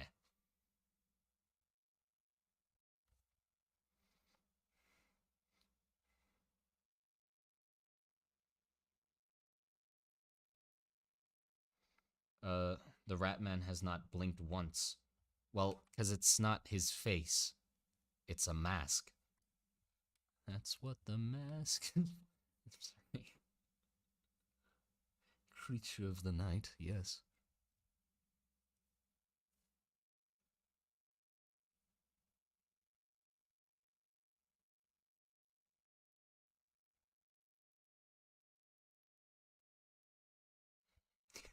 I'm sorry.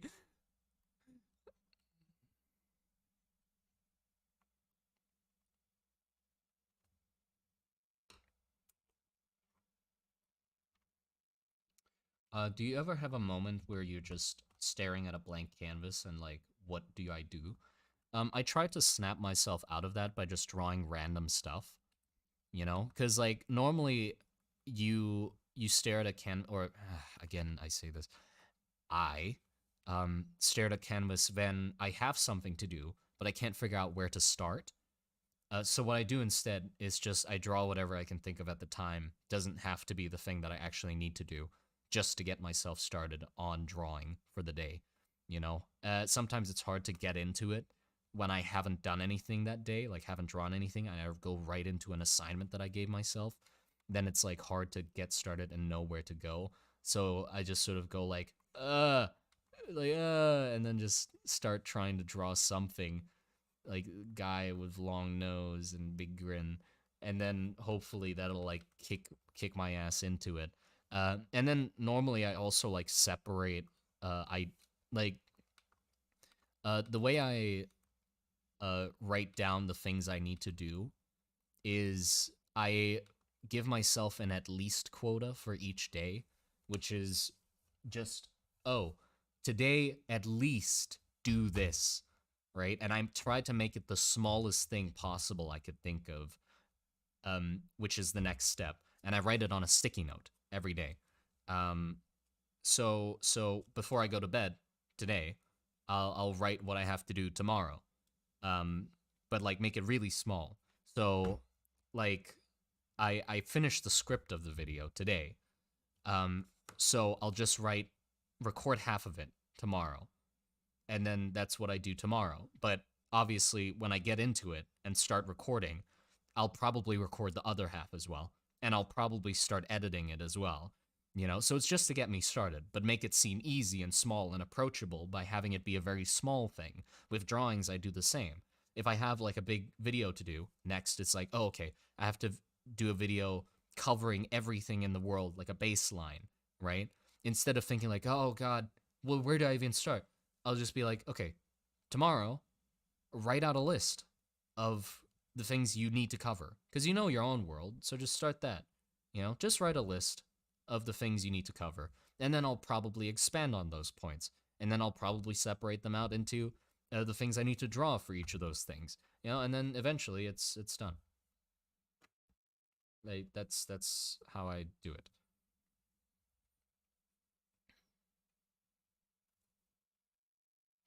Can you make a silly little frog creature? Yes, yes I can.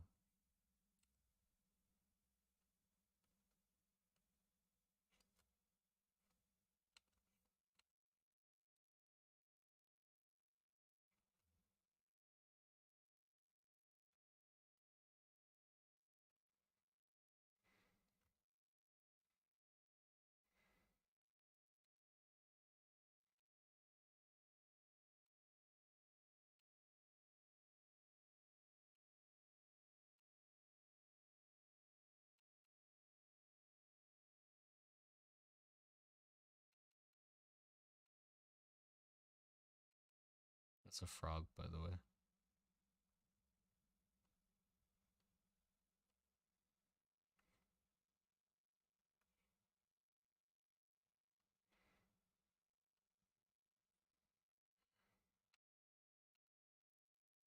There you go.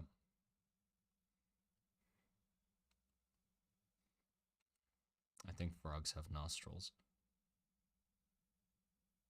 Do you plan on doing another art collab video? Yeah, hopefully. I'm completely ready for it. It's just that the others, obviously, you know, you gotta do some other stuff before that as well. Obviously, I'm doing this video instead of doing another collab right away. And the other two aren't ready. And we want to get some other people involved too, hopefully. But yeah, I definitely want to do another art video, and I'd be totally ready for it when it does happen.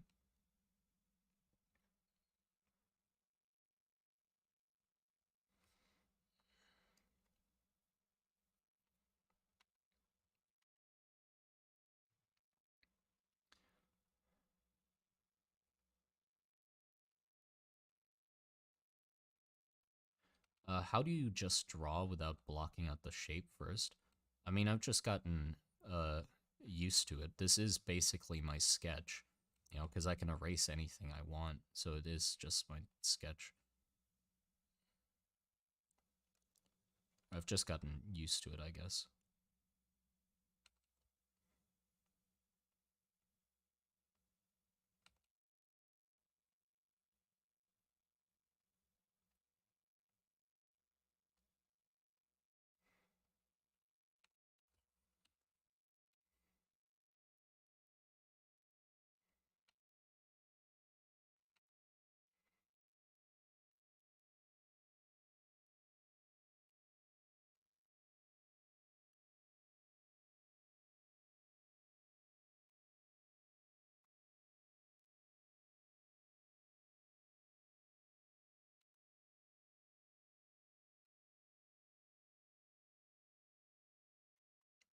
Old man with many fingers.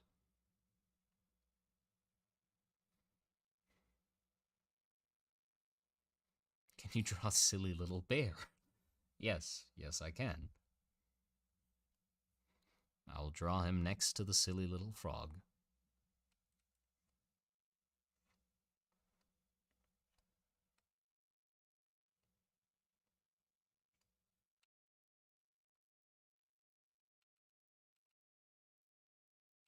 Smaller.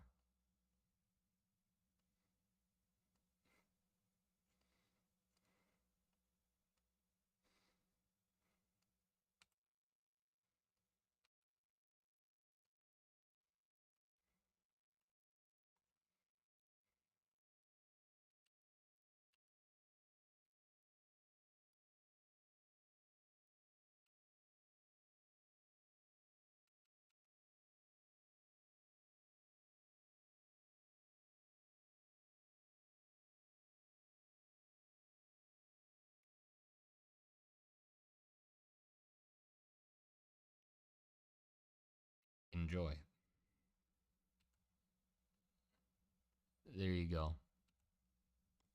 There's your silly little bear.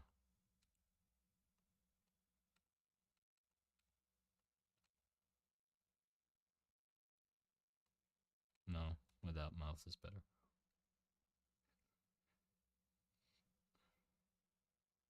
An egg with legs. Okay, fine. This is just turning into a suggestion stream at the moment because I can't think of what to draw here, so I'll just draw for fun. I'll make it a very long egg.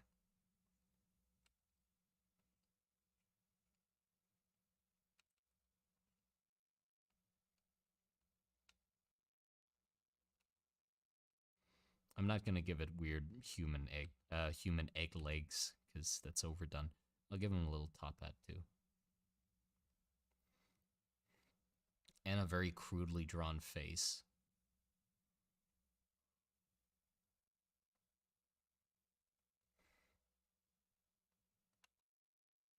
There you go.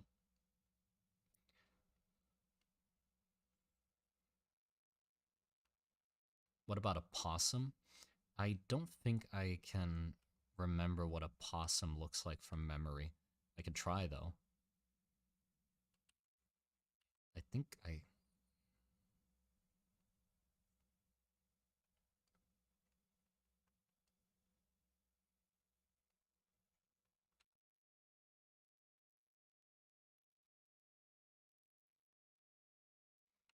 What does a possum look like?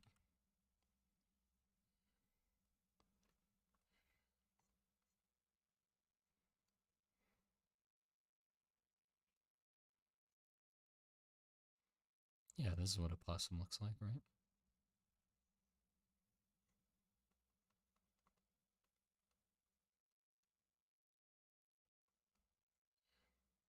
It's a possum. Looks like a possum to me. Okay, good.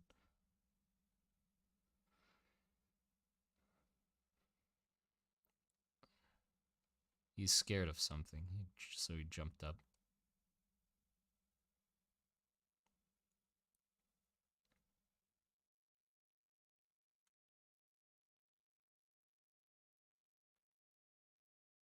Beautiful. Thank you. Thank you. Can you draw a little silly Jakob? Yes.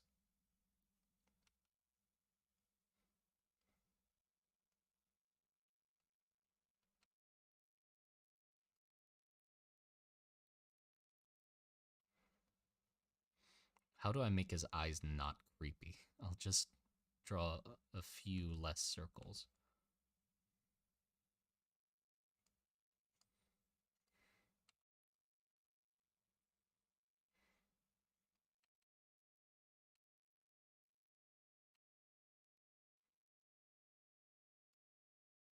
She's just become small and chubby.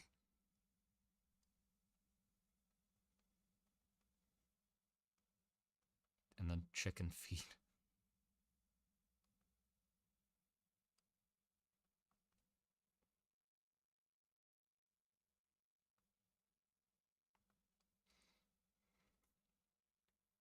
Can we have a silly little crab? Of course we can.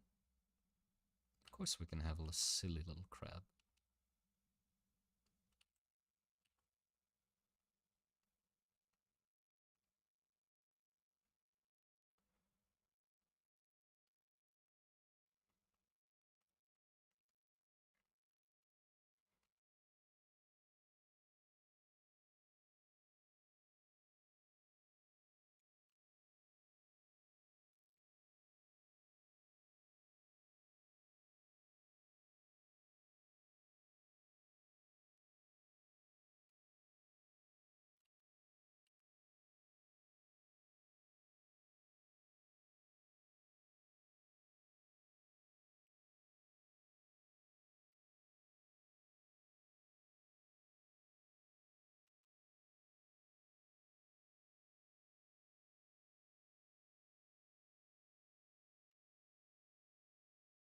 There you go. Everything's okay.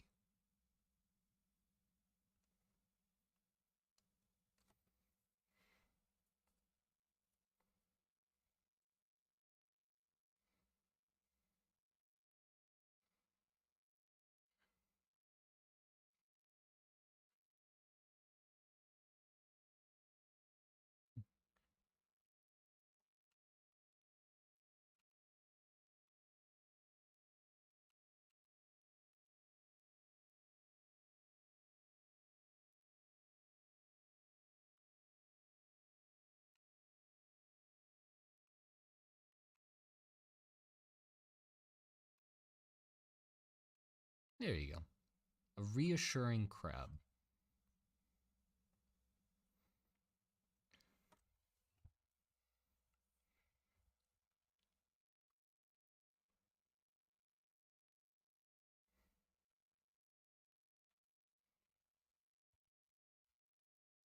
How about an olm? What's an olm?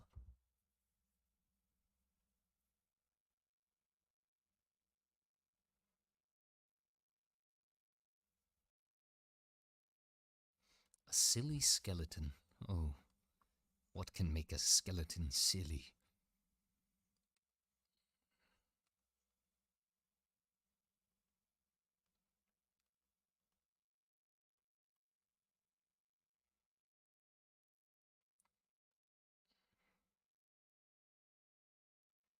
I have no idea what can make a skeleton silly.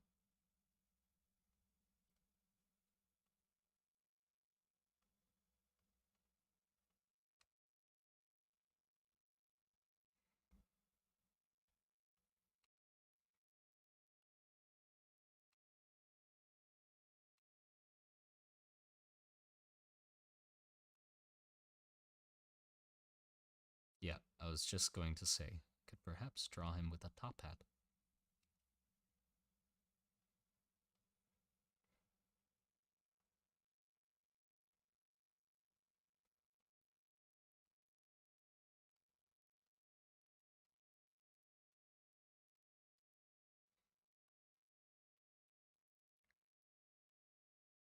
Oh, what would be more silly than if the skeleton was wearing pants?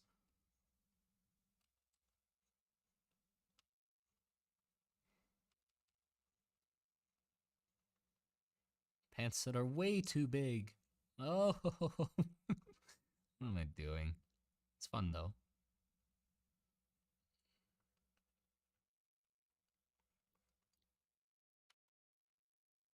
Give him a mustache too. Yes, the silliest of mustaches.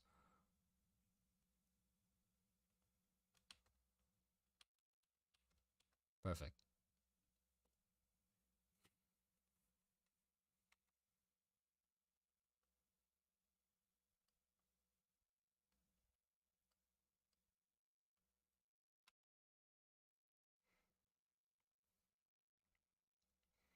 Now you need suspenders. True, true.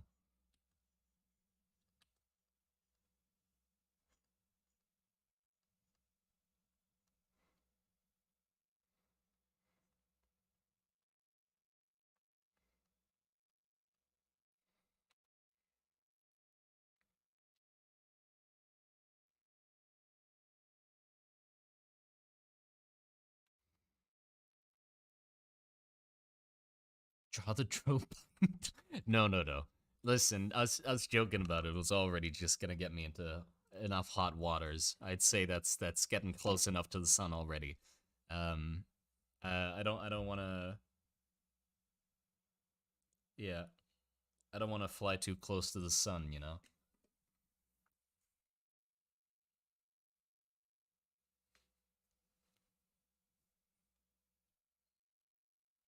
Can you draw an olm? Again, I don't know what an olm is. I asked you what an olm is, and I didn't see an answer for it.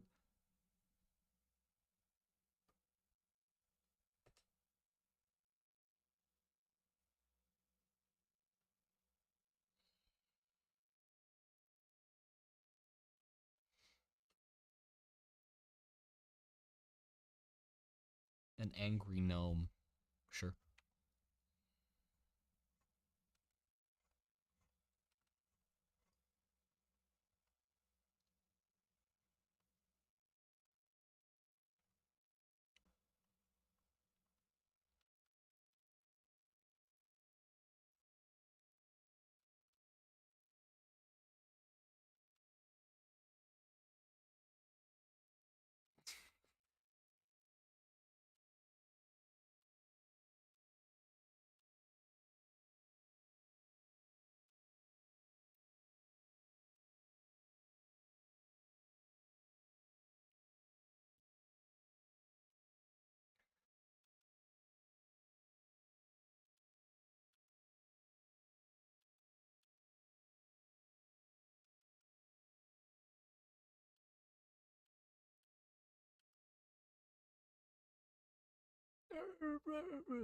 He's shaking his fist.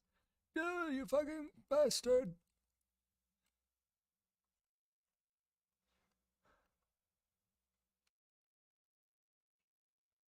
He has a big shirt. Very small legs. Yeah, you gave me the wrong size shirt, you fucking asshole. You big dumbass. He's very abusive for some reason. He cranky. God damn it, Joe Biden. That's why he's angry. God, Joe Biden. He doesn't explain why, though. Just. But why, though? Ah! Joe Biden! The only thing.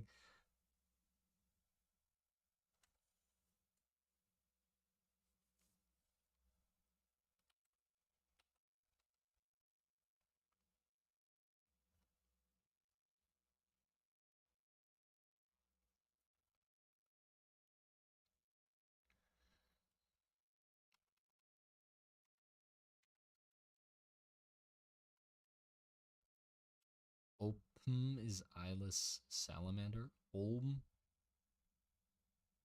Ah.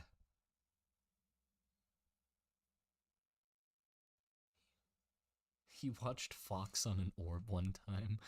Yeah, he did not like what he saw. He really didn't.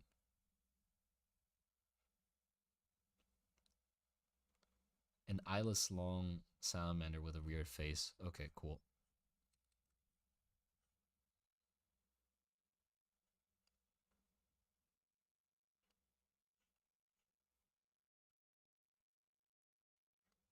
What's wrong with their face? Why is it weird, though? Why is the face weird? I'm just gonna assume that weird face means,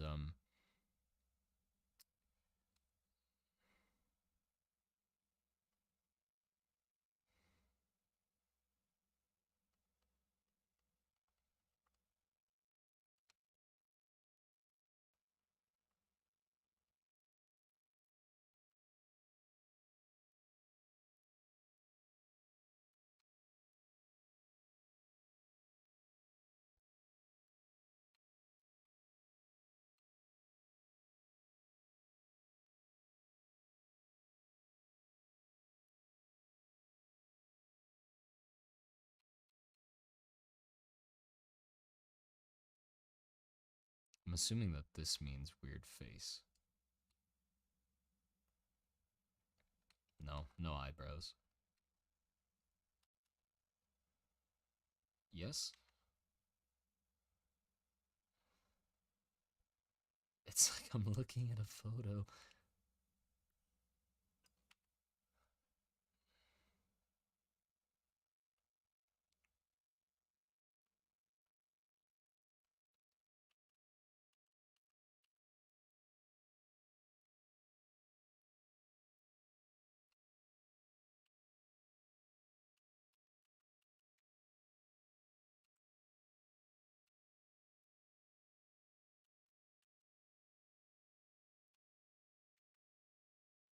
Draw a silly little god of fear and hunger. Oh yeah. That I don't think I can do that. They ain't silly in any sort of way. It's hard to. Can you draw a snail? Yes, of course I can draw a snail. That's the easiest. Let me draw a snail. I'll draw them here. Of course. Who doesn't know how to draw a snail?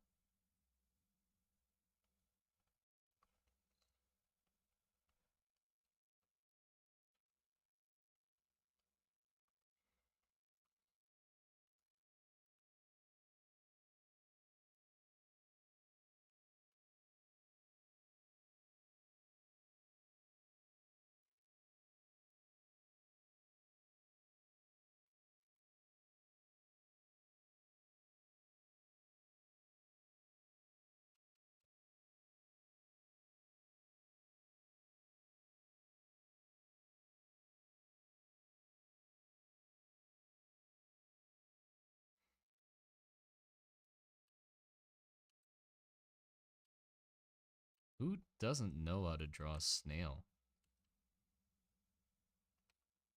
I mean,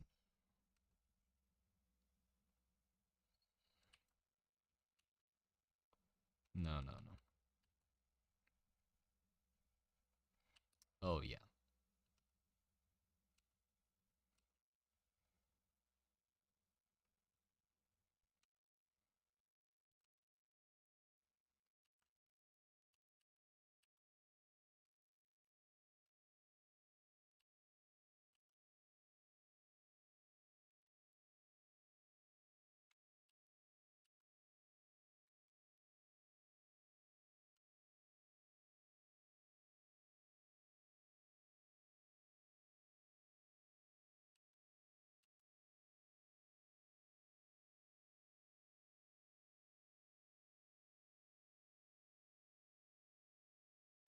See?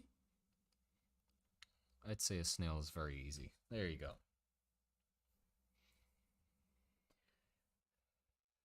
Why do I see Nicolas Cage? Sort of. Very vaguely, I'd say.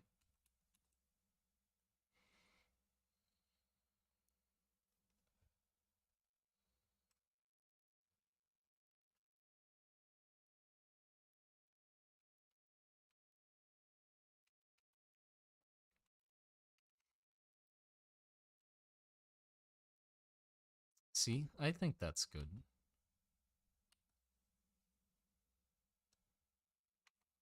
Let's hold on. I don't like that he's not smiling, because smiling means he's not, or not smiling means he's not happy. So I'd say we have to make him smile.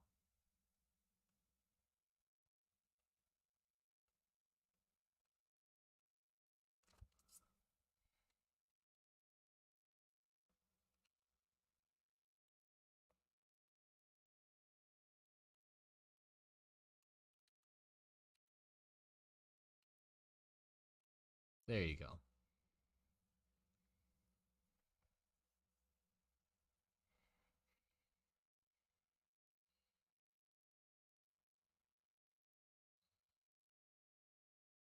Now draw him giving birth. Oh my god, no.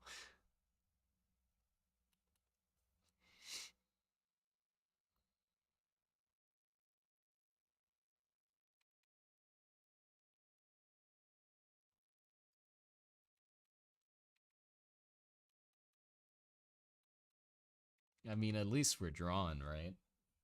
We're drawing. That means we're making progress. Draw a goblin in suit. I love goblins, so yes.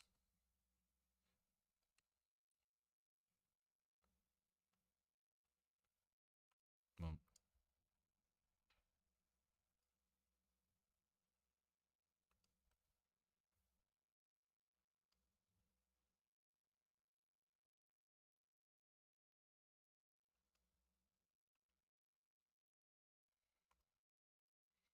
okay, goblin in a suit.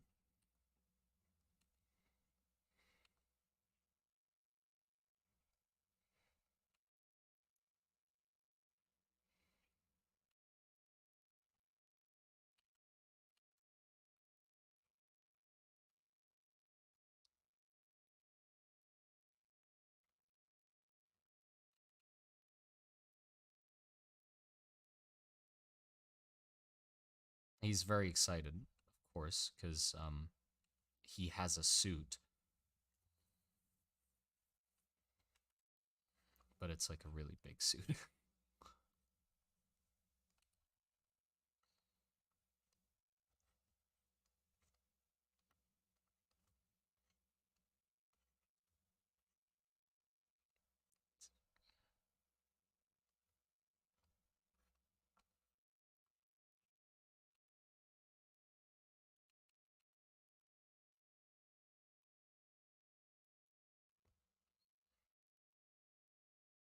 There you go. Incredible. Self-made man.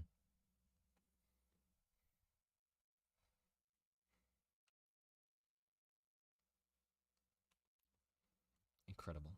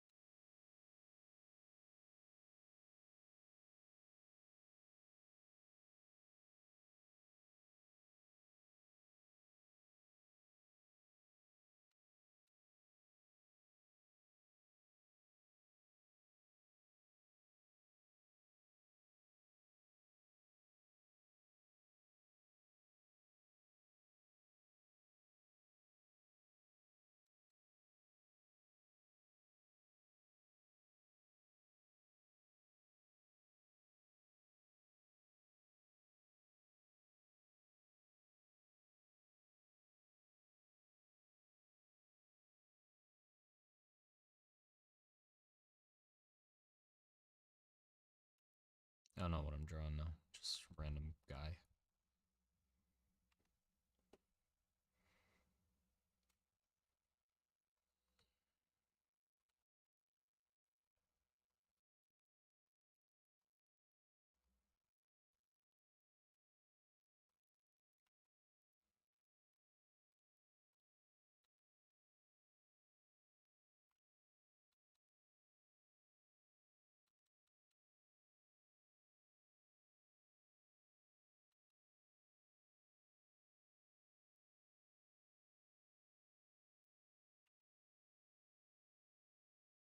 Guy's name is now Carl. Yep.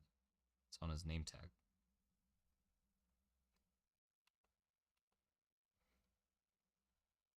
Draw Jackson getting crucified. You mean Jax? Who the fuck is Jax? Draw Purple Markiplier from yesterday. No, I cannot. I cannot draw Purple Markiplier from yesterday.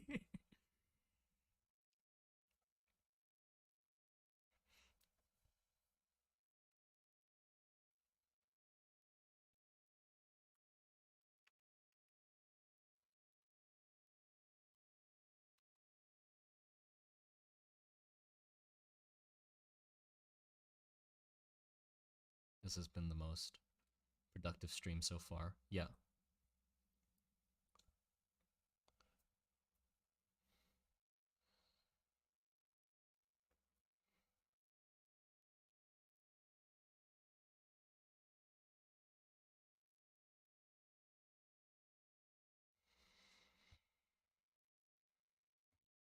Digital Circus Jax. I don't remember which character. I know the Digital Circuit. I completely forgot which character was called Jax, though.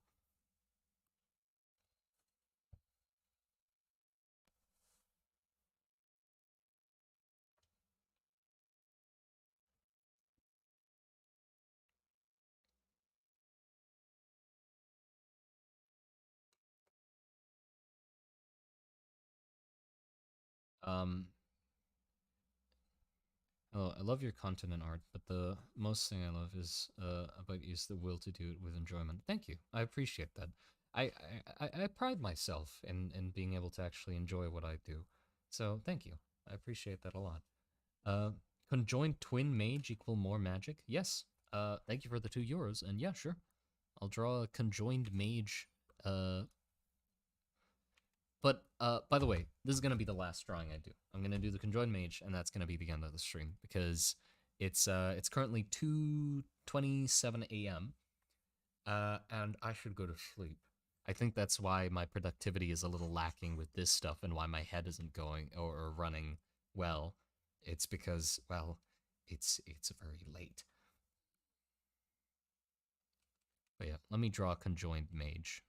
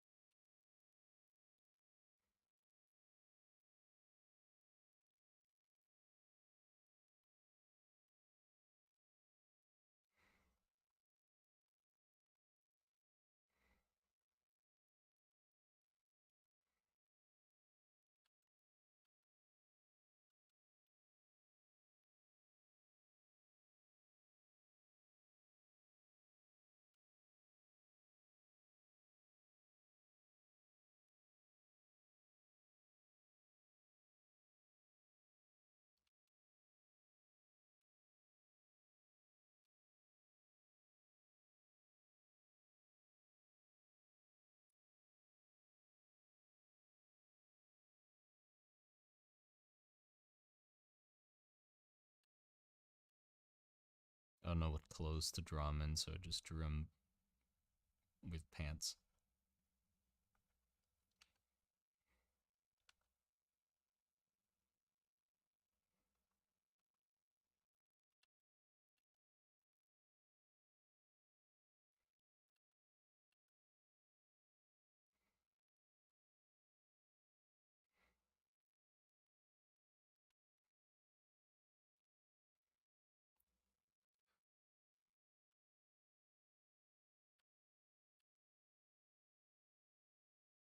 Something like that. Right? And then the input.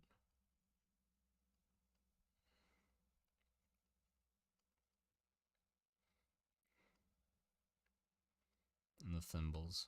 I don't know if they'd be... The other guy can be just crumpled up on the back, I guess. Tie them together so that guy doesn't fall down.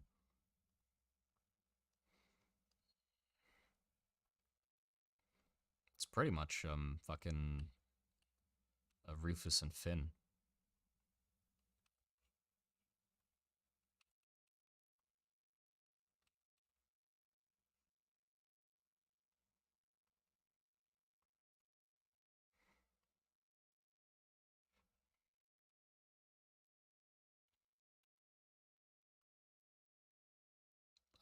Yeah, drawing ability has gone downhill a little bit. Chat is rancid. What? Double the lovin'. What did I miss? What? I'm ready for the conjoined twin. Yo? No? Double one, double the trouble. Oh my goodness. Yeah, the stream has to end with that sort of behavior. I cannot condone that. Terrible, terrible. I would never. I would never. Obviously, I'm a goody two shoes. I've never committed any sins or crimes or said anything that might be questionable. So yeah, that is some terrible behavior. This is a stream for the Christian only stream. How dare you? You can't go to heaven with that kind of language. What's God gonna think? Ask yourself that. Would you say that in the eyes of gods? Of God, I mean. Sorry, blasphemy. Can't say gods. It's one. You got. I know. Simon, I sent you a silly little fungus in the Discord. Oh, cool. Let me check. Monster Garden. Wait, where'd you send it?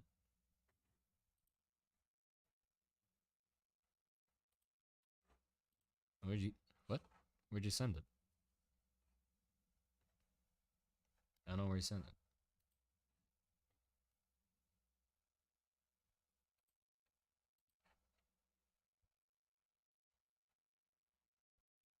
Oh, there it is. Right, right, right. Silly the god of fear. Silly little god of Funger. Funger? I see. I guess you have pulled it off. Congratulations. You have pulled it off. Simon, I know you're here. I am. But yeah, I hope you enjoyed that stream, even though it was not much of a drawing stream. We didn't get anything productive done. But you know what? That's fine. The whole point of the stream was to just draw and chill. And that's what we did. So, I hope you enjoyed that. Thank you, everyone, again. Appreciate it a lot. Genuinely.